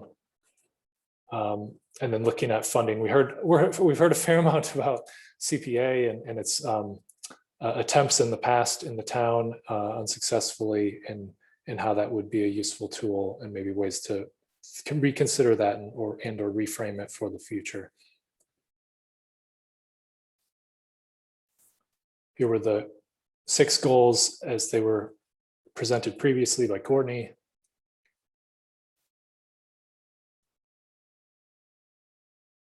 And so similar approach. We've got a little bit of wordsmithing and some clarification, and then we do have a new goal. And in this case, I think it might be the only time where we struck a goal. So number 5 is a new goal, and then below it you can see the struck kind of old goal. So I'll just walk through them a little bit, but the first was to protect, enhance, and expand Dedham's natural, cultural, and historic resources, and then make it a little more specific by saying in a way that honors the past, responds to the present, and plans for the future. And this is one really in many ways that is a master plan goal, which points to the much more specific and in-depth goals and recommendations of the OSRP. So we cannot sort of duplicate the OSRP in this effort, but need to point to it. And so the strategies that would fall under this in many ways will probably point directly to the OSRP recently completed. And then number 2, support and expand resources, programs, and events that are welcoming and inclusive for all members of the Dedham community. Number 3, make cultural, historic, and natural, so adding those clarifications, resources integral to the enhanced livability that fosters social cohesion and promotes physical, mental, and emotional well-being. So you can see some really direct connections to public health in that goal number 3. Number 4, create a safe and equitable multimodal network that serves all users and improves connectivity and access specifically to natural, cultural, and historic resources. So that's again, that recurring theme that we're hearing. And then the new goal for 5 is to identify funding sources and develop additional capacity in the way of people, knowledge, technology, infrastructure to manage and enhance Dedham's natural, cultural, and historic resources. And that sort of replaces the more general and less specific increase awareness and access for all residents. But Justin, just judging on your comments just now about the previous category, we probably do want to have that the strike-through language included in some manner. And then number 6 did not change, to integrate the arts and culture with economic development. Thoughts on this set of refinements? May I say something? Just about number 6. I worry that this is the one place where we don't talk at all about the importance of economic development. And I think that maybe number 6 should be something more along the lines of, economic development with thought towards arts and culture, or including, rather than putting the arts and culture and economic development on the same level, which given the goals and the interests of everyone who participated doesn't seem like it's going to be. Rather just make sure that it's included within the economic development priorities that we have. Just to clarify, you're saying move number 6 from under this topic to economic development? No, I'm just saying that there's no talk about economic development within this topic. And I feel as though the other topics all go into the fact that that's a key goal is promoting the economic development of Dedham, and that maybe that line item could be used to focus on the fact that the economic development, which is important, can then include some arts and culture, rather than having the two of them integrated together on an equal level, if that makes sense.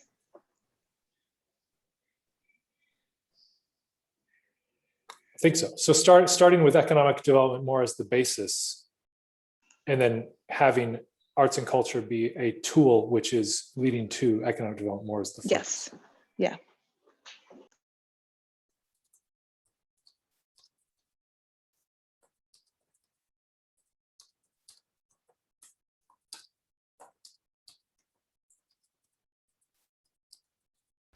That makes sense. And I think that's another opportunity where if we word it right, that helps people understand the power of arts and culture to create, to spur economic development. So I think in some of these with the language, we kind of explain not only the goal, but also the reason for the goal, right? The reasoning behind these priorities.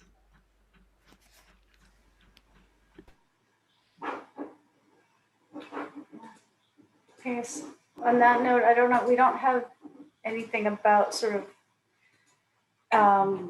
like the natural environment's role in climate change and resiliency. I don't know, or maybe it's sort of implied in some of these, but I don't know if we want to note that.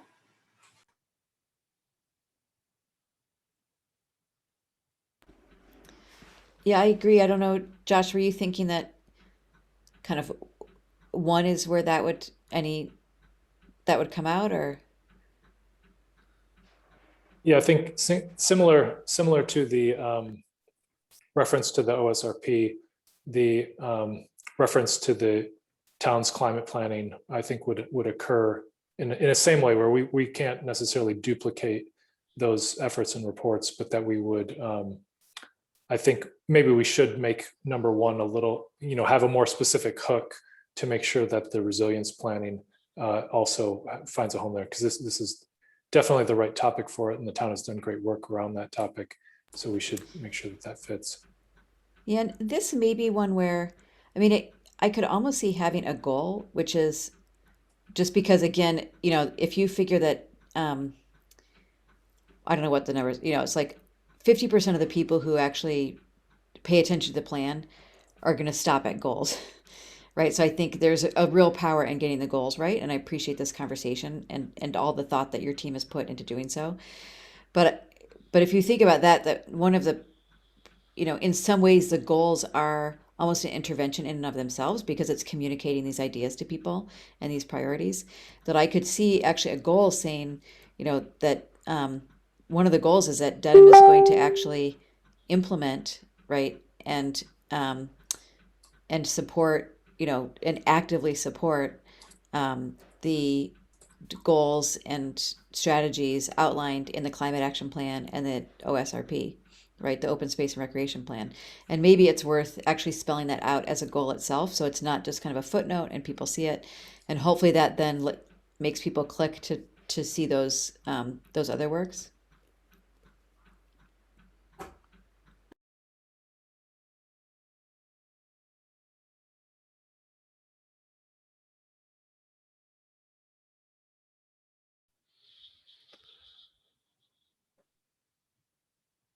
Anyone else?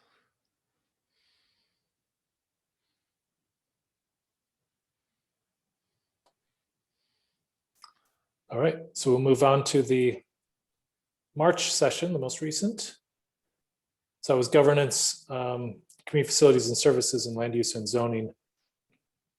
Governance again popped back up a little bit for those who were thinking it was very close or close, 68%, fewer neutrals and fewer not close overall.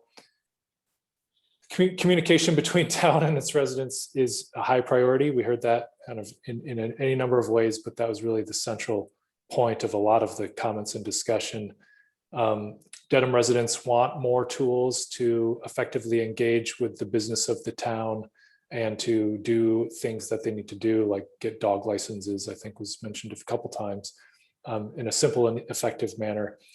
And then revisions to boards and commissions would be well accepted, at least based upon the people we were discussing with.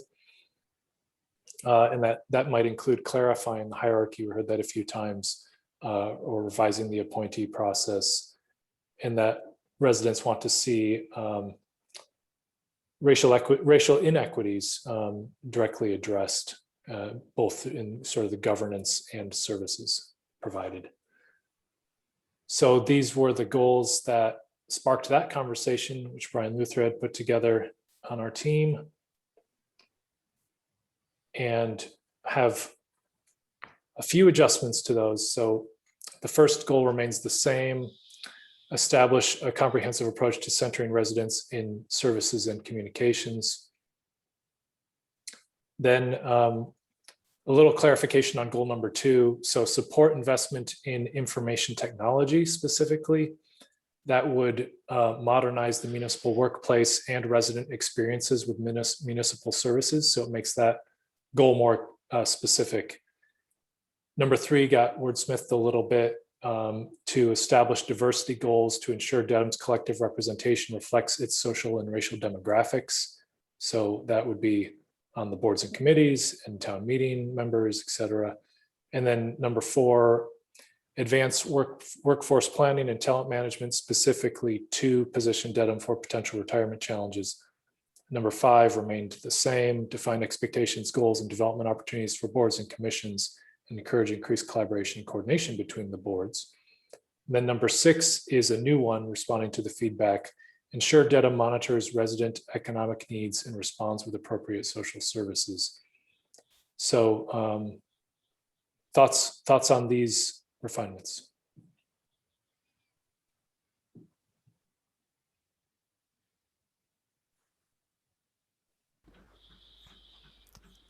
I've got one. Well, so I really like 6. I think that's a great add. But I just have a suggestion on number 3, which is, I actually think the goal could just start with the word ensure, right? So ensure Dedham's collective representation reflects its social and racial demographics. And it seems to me that one strategy would be to establish diversity goals, but there are a lot of other strategies to do that as well. And so I just worry about having the diversity goals in the goal itself might limit our thinking when we come to think about other strategies.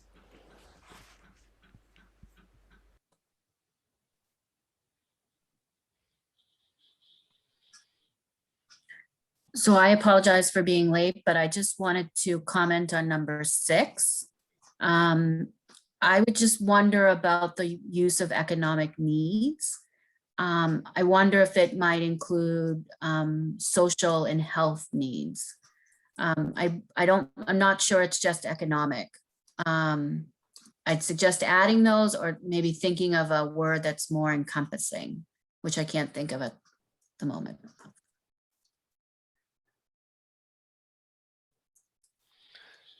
It might be even, would you think it's appropriate not to even have social services? Just responds with appropriate services? I think the comment was around social service. I mean, I think what people are looking for are, teen centers and places where you can find information about food insecurity and that are supported by the town.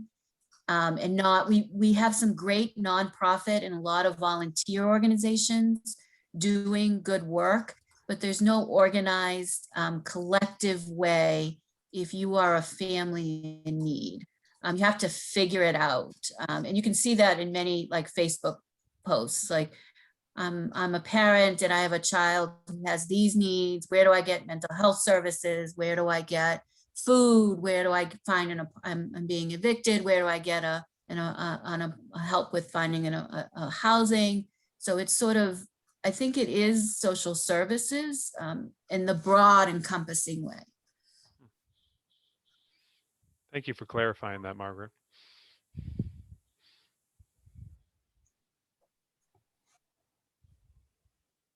With regards to number 3, I'd like to see it go beyond just establishing diversity goals, but maybe say establish, implement, and support ongoing initiatives. So I'd like to see it be a little more action orientated as well as supportive of existing initiatives.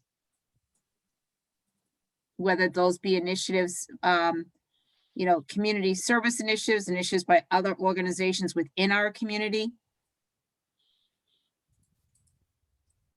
And just to echo Shauna's comment, I know the MAPC has a planning process around equity that is being implemented in some cities and towns in the state. And I wonder if in the action plan, or where does Dedham perhaps take advantage of a really concentrated effort in planning process to really take on that goal.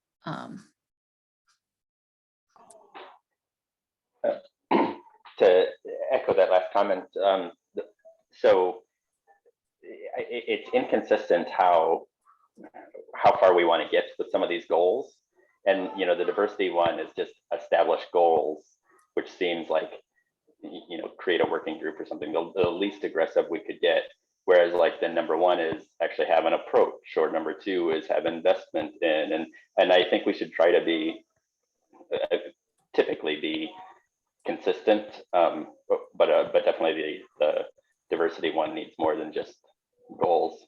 And I also had the same comments about the economic needs and the bottom one. I don't think it needs to be limited to economic.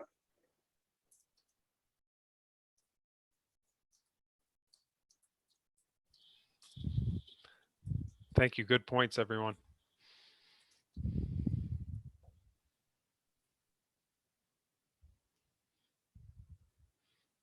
Anyone else?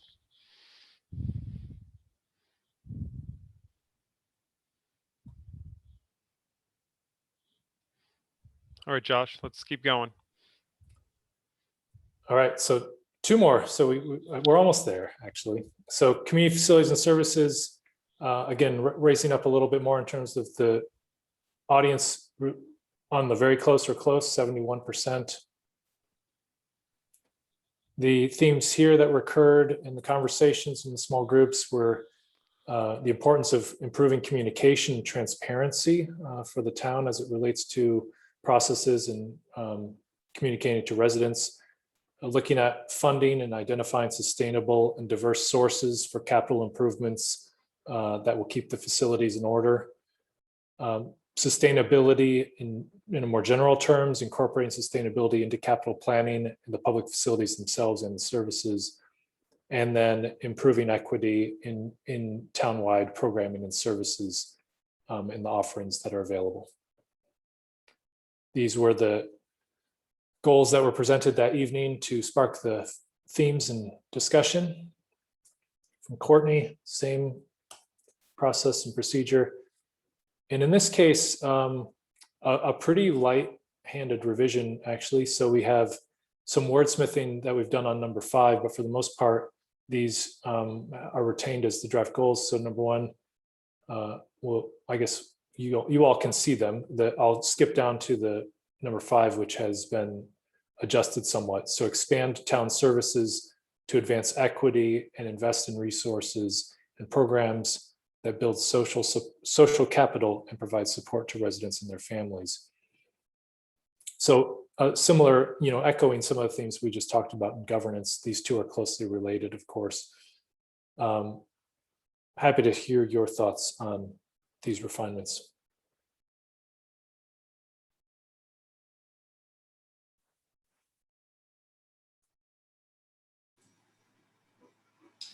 I would maybe add for number 3, add resiliency to the list.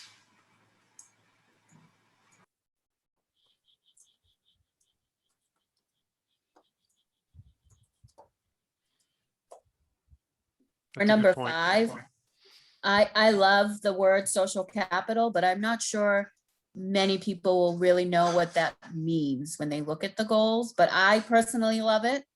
But I think it's kind of like jargon and maybe not specific enough. I also don't have any suggestion either, but I love the word, but I have a feeling that the majority of folks would be like, yeah, what do you mean by social capital? And maybe that might become clearer as Josh earlier said, some of these goals might become more clear, Margaret, when we define or start talking about specific action items. But maybe it should stand alone too on its own by itself. Do these plans come with a definition section? Yeah. We have, I mean, it's not unheard of. It's not my favorite thing, but we have been requested in certain plans to make a glossary. It's not unheard of, but I don't know that I would wholeheartedly recommend that that's what we do, but. The first I don't know. two. Oh, sorry. Go ahead, Nathan. Sorry. Oh, sorry. The first two, I was just going to say maybe we don't know what we're trying to achieve yet, but they're both kind of passive. Come up with priorities and come up with policies, but there's no like kind of end state that we're trying to. So I don't know if we're in a position to elaborate on what we're trying to achieve in either one, but right now it's unclear what would constitute kind of success or what we're hoping to achieve.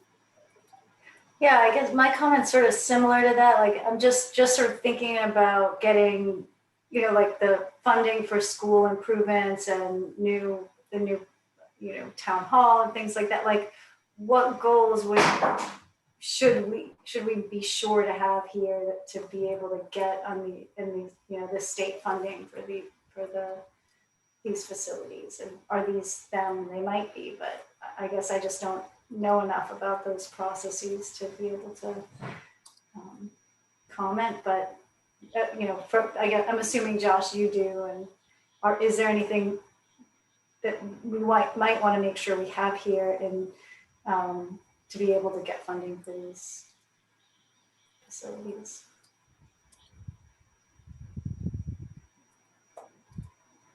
Josh, correct me if I'm wrong. These speak to maybe a lot of the questions about how we, maintain our how we invest in capital infrastructure, and that there doesn't seem to be a robust plan that is made public or even on paper about how we're allocating our capital dollars towards roadways, towards our buildings. And I think the school's done a good job, but maybe the town not as much. Is that what we're trying to get out of these two? Yeah, I think that's exactly right. And I think as similar to the natural, cultural, and historic resources topic, this topic will point to some other activities that the town has either underway or completed recently, one of which is the school's facilities master plan. And so that's, goes into much more detail about those facilities specifically, but that we want to give, again, a nesting place for in this more broad and comprehensive plan.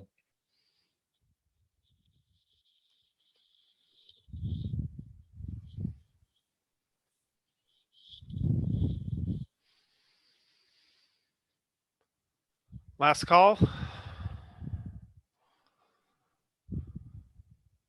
I'm sure we're all getting burned out, but I appreciate everyone staying as focused as they can to get through all of this. And by no means is this the last conversation on these. And I think to reiterate what Josh has already said, but thank you for all your comments thus far. And one more to go. And of course, if you have an epiphany after, or when you want to review this again, please let us know. Drop us an email. So the last is land use and zoning, and I agree. If you do want to flip back through these and send us any more thoughts, we'd be happy to review any helpful additions or. So Josh, can I just stop you there just for clarification? So is this the last chance as a group we're going to look at these in this kind of way? Because I worry that, I know like land use and zoning is like the sexiest topic and everyone is going to be excited to do that at 9 o'clock after all this, but like in general, I think, and I speak for myself, but I think this is probably true of many of us, I'm not so great at engaging after the fact and following up with those ideas. And so I do think this has been a really valuable conversation. Will we revisit these again as a committee, or do you want us full attention right now for this one? We will, the intention in our May meeting is to have much less of a full jam-packed presentation with all this data and information, but to give us another opportunity to revisit the goals with some form of more formal check in with the committee to say, like, do we feel comfortable enough to start moving into the strategies for each of these goals, or what are the things that need to still be worked on from a goals perspective? And while still keeping in mind the statements we've been making throughout this meeting, that the goal, like the separation of goals and strategies, will inevitably influence the way the goals are formulated, and they will always be a little bit of a work in progress. But I do think as a group we should have in the next meeting a little more formal threshold to move on from goals to the next steps, with some buy-in from the committee, so that we don't hear 3 months from now that, no, I never did like the goals that you guys had for natural, cultural, historic resources, but we all are on a similar level with that. Okay, great. Thank you. That's helpful. So on this last one then, so this, I think land use and zoning was the highest proportion of very close and close in terms of the audience that evening, 74% on that. Lots of thoughts about zoning changes and how you really make these goals and priorities translate into something meaningful, such as zoning changes. And that zoning changes must be done with equity in mind, with all neighborhoods in mind, with green building and sustainability in mind, to really bring them forward, I think, into a sort of a 21st century regulatory document setting. And then new development should be more coordinated, more responsive to community needs. We heard that in a lot of ways. And I think it was interesting, we heard in a number of the conversations that the focus on train stations might not want to be the biggest priority in terms of how land use is thought about in this next 10 years. And then the need for a long-term vision for Providence Highway, which was touched on in economic development and some of the others, but that came through loud and clear here as well. And then a lot of discussion about the goals sound great, but how do we actually get some of this stuff done? These were the goals that sparked the conversation. And then mostly just some clarifying specifics to respond to those themes, but aligning the town regulations, which we had previously, but then adding in that it's not just about the regulations, but the boards and approval processes as well. So looking at that entire set of mechanisms that will help move the vision and goals into implementation directly in line with the town's priorities. So that's the number one. Number two goal, directing and managing growth more proactively in existing economic activity centers. And that's, again, a phrase that we've talked about, but we need to define in some way. And that would be through clarifying with specific plans for each area and neighborhood. Number three, advancing preservation of natural and historic assets to make them integral town features. And then hearkening to what we heard in the other natural, cultural, and historic resources topic as well, with improved access and amenities. And number four, leverage private development, specifically investments, to match town priorities, mitigate impacts, and optimize shared benefits. Strengthen compact neighborhoods and local business districts to enhance livability and walkability. And then the sixth was reworded a little more, comprehensively. Focus growth and improvements strategically to support safe and convenient non-vehicular connections. So I still think there's a lot of discussion about matching the land use patterns to not be, offer opportunities beyond vehicular access and make walking and biking and transit all more usable. But this, I think the rewording in 6, what I was trying to do is get it away from more of the rail-centric phrasing that it was previously. Thoughts on all that? If I may, Josh, I feel like 6 goes back to the discussion I think Jessica and Diekman both brought up about, density closer to some of the transit areas and promoting some mix you know, density when it comes to housing. I feel like 6 kind of aligns with that. And I don't know if you got folks agree, but I was just trying to find a landing place for your comments.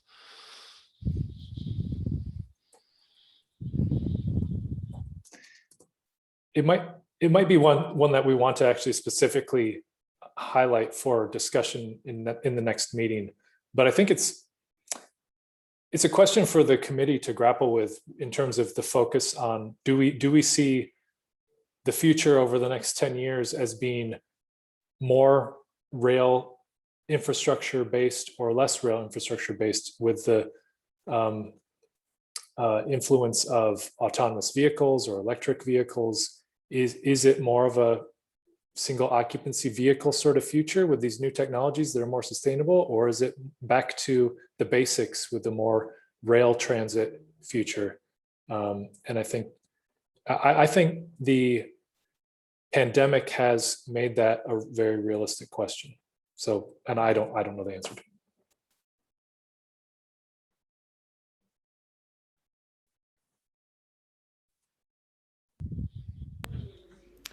I don't know the answer to that question, Josh, so I think it's a good one for us to noodle on. You know, one thing, just I guess a different point, which is one of the things I hear a lot of concern in the community about is just the amount of building and how, you know, every small lot is kind of being grabbed up and built out at its largest possible point. And I guess that would maybe fall under one. I just want to make sure that people who have that concern and are, you know, saying that would feel like these goals, you know, that is reflected in these goals. Is that where you think that would fall as number one? I think it would fall under number one, and also kind of on the flip side of the coin sort of way onto number two, that if we're directly and actively managing growth to specific areas, that would mean you're not sending it to other areas. So that we might be able to clarify it in that way too. Thanks.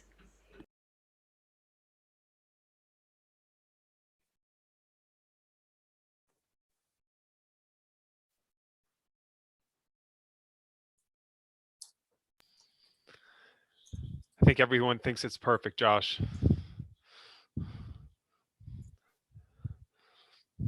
It's like we have we burnt everyone out.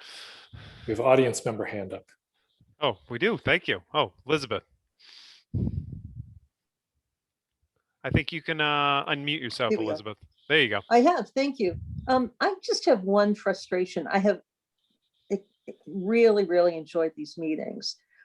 However, what do we do when you have developers running around town and they're willy-nilly putting everything under agreement?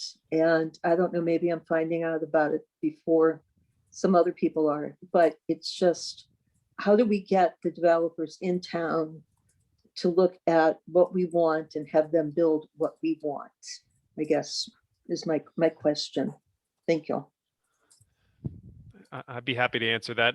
You know, the most codified version is our zoning bylaw that specifically tells developers and anyone who wants to build what they can and can't do, and what process they might have to go through. So I think this section is number one, kind of articulates that. You know, do you need to align the zoning code to meet some of these goals in the master plan? What needs to be changed? Do they need to be changed? It seems almost like they're running around trying to get things done before this new stuff can come into play. Unfortunately, I think that happens whenever you're changing anything. And as you probably know, the housing is a very hot commodity right now. It's a very valuable, land is a very valuable resource. So there's a lot of folks trying, that want to make that's their living. And I think what you see is a lot of people trying to benefit off that, providing housing that is a scarce commodity right now. And that's the unfortunate result. And, people competing for limited properties. Thank you.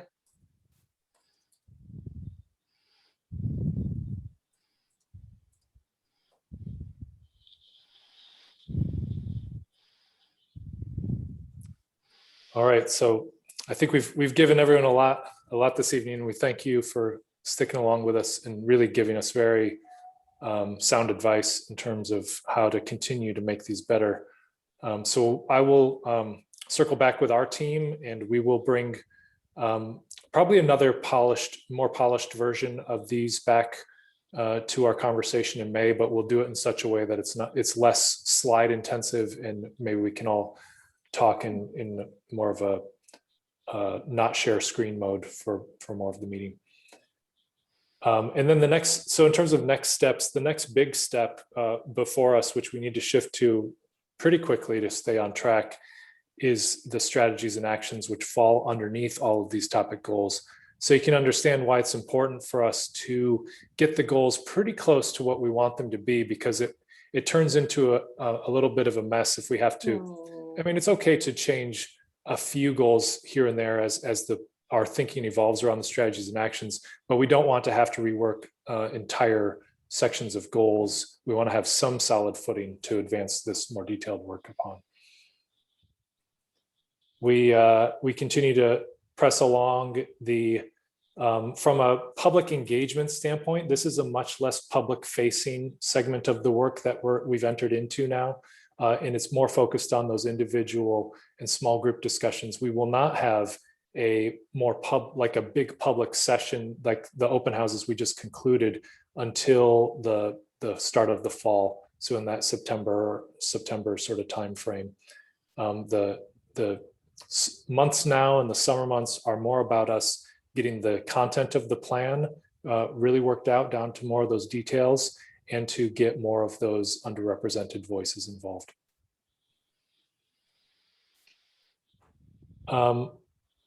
So a few items, just a preview of what's next that we will talk more about in the May meeting, just to start the conversation now, and we'll try to close the conversation on some of these in May. What we'd like to do, we have the sketch of a rough idea of what we think will work, where we divide the committee into small groups based upon the topics now. And those small groups would help us be sort of detail reviewers of the strategies and actions for each topic as we move into those. So how that might work is you might be assigned a couple topics, two or three, probably. We'll have to do the math and work out the numbers, but you'll have a few topics that you can probably volunteer to and or get assigned to in some way that we'll then probably structure a few of our meetings over the summer months, where we have not necessarily full group meetings, but meetings within a time period where we meet in small groups around the topics you've been assigned to really talk about strategies and actions. And then we can all come back together and do some sharing. But that this will help us to get into a lot of details without doing another 8-meeting series like we did for the topic goals.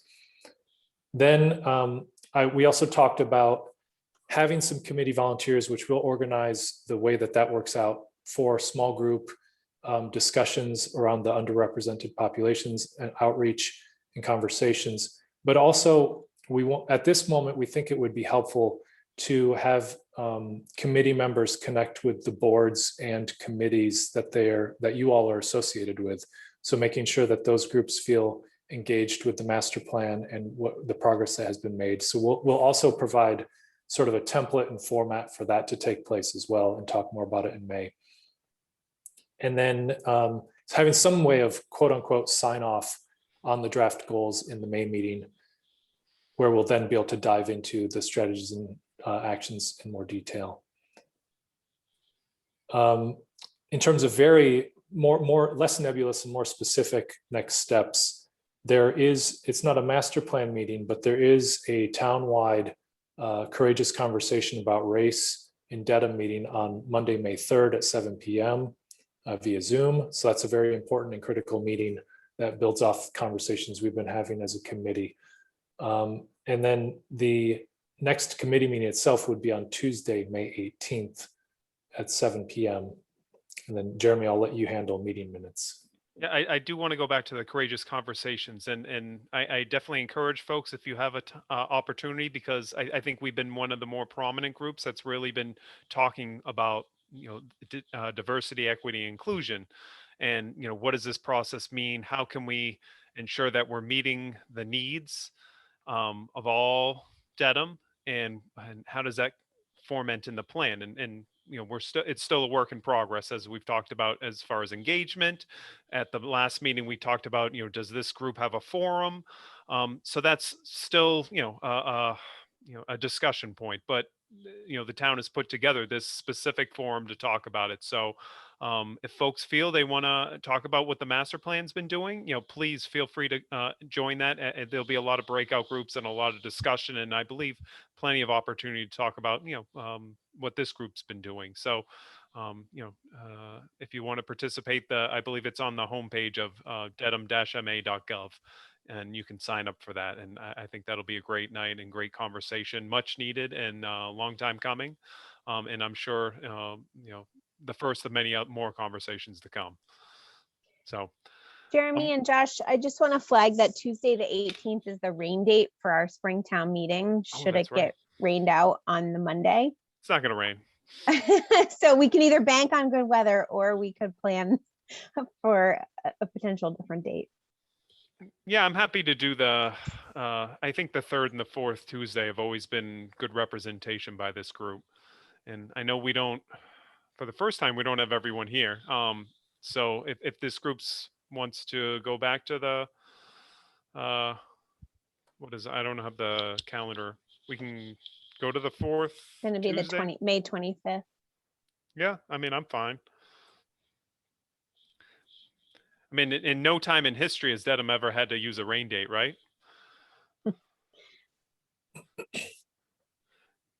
If the group's fine, and I'm happy to do the 25th.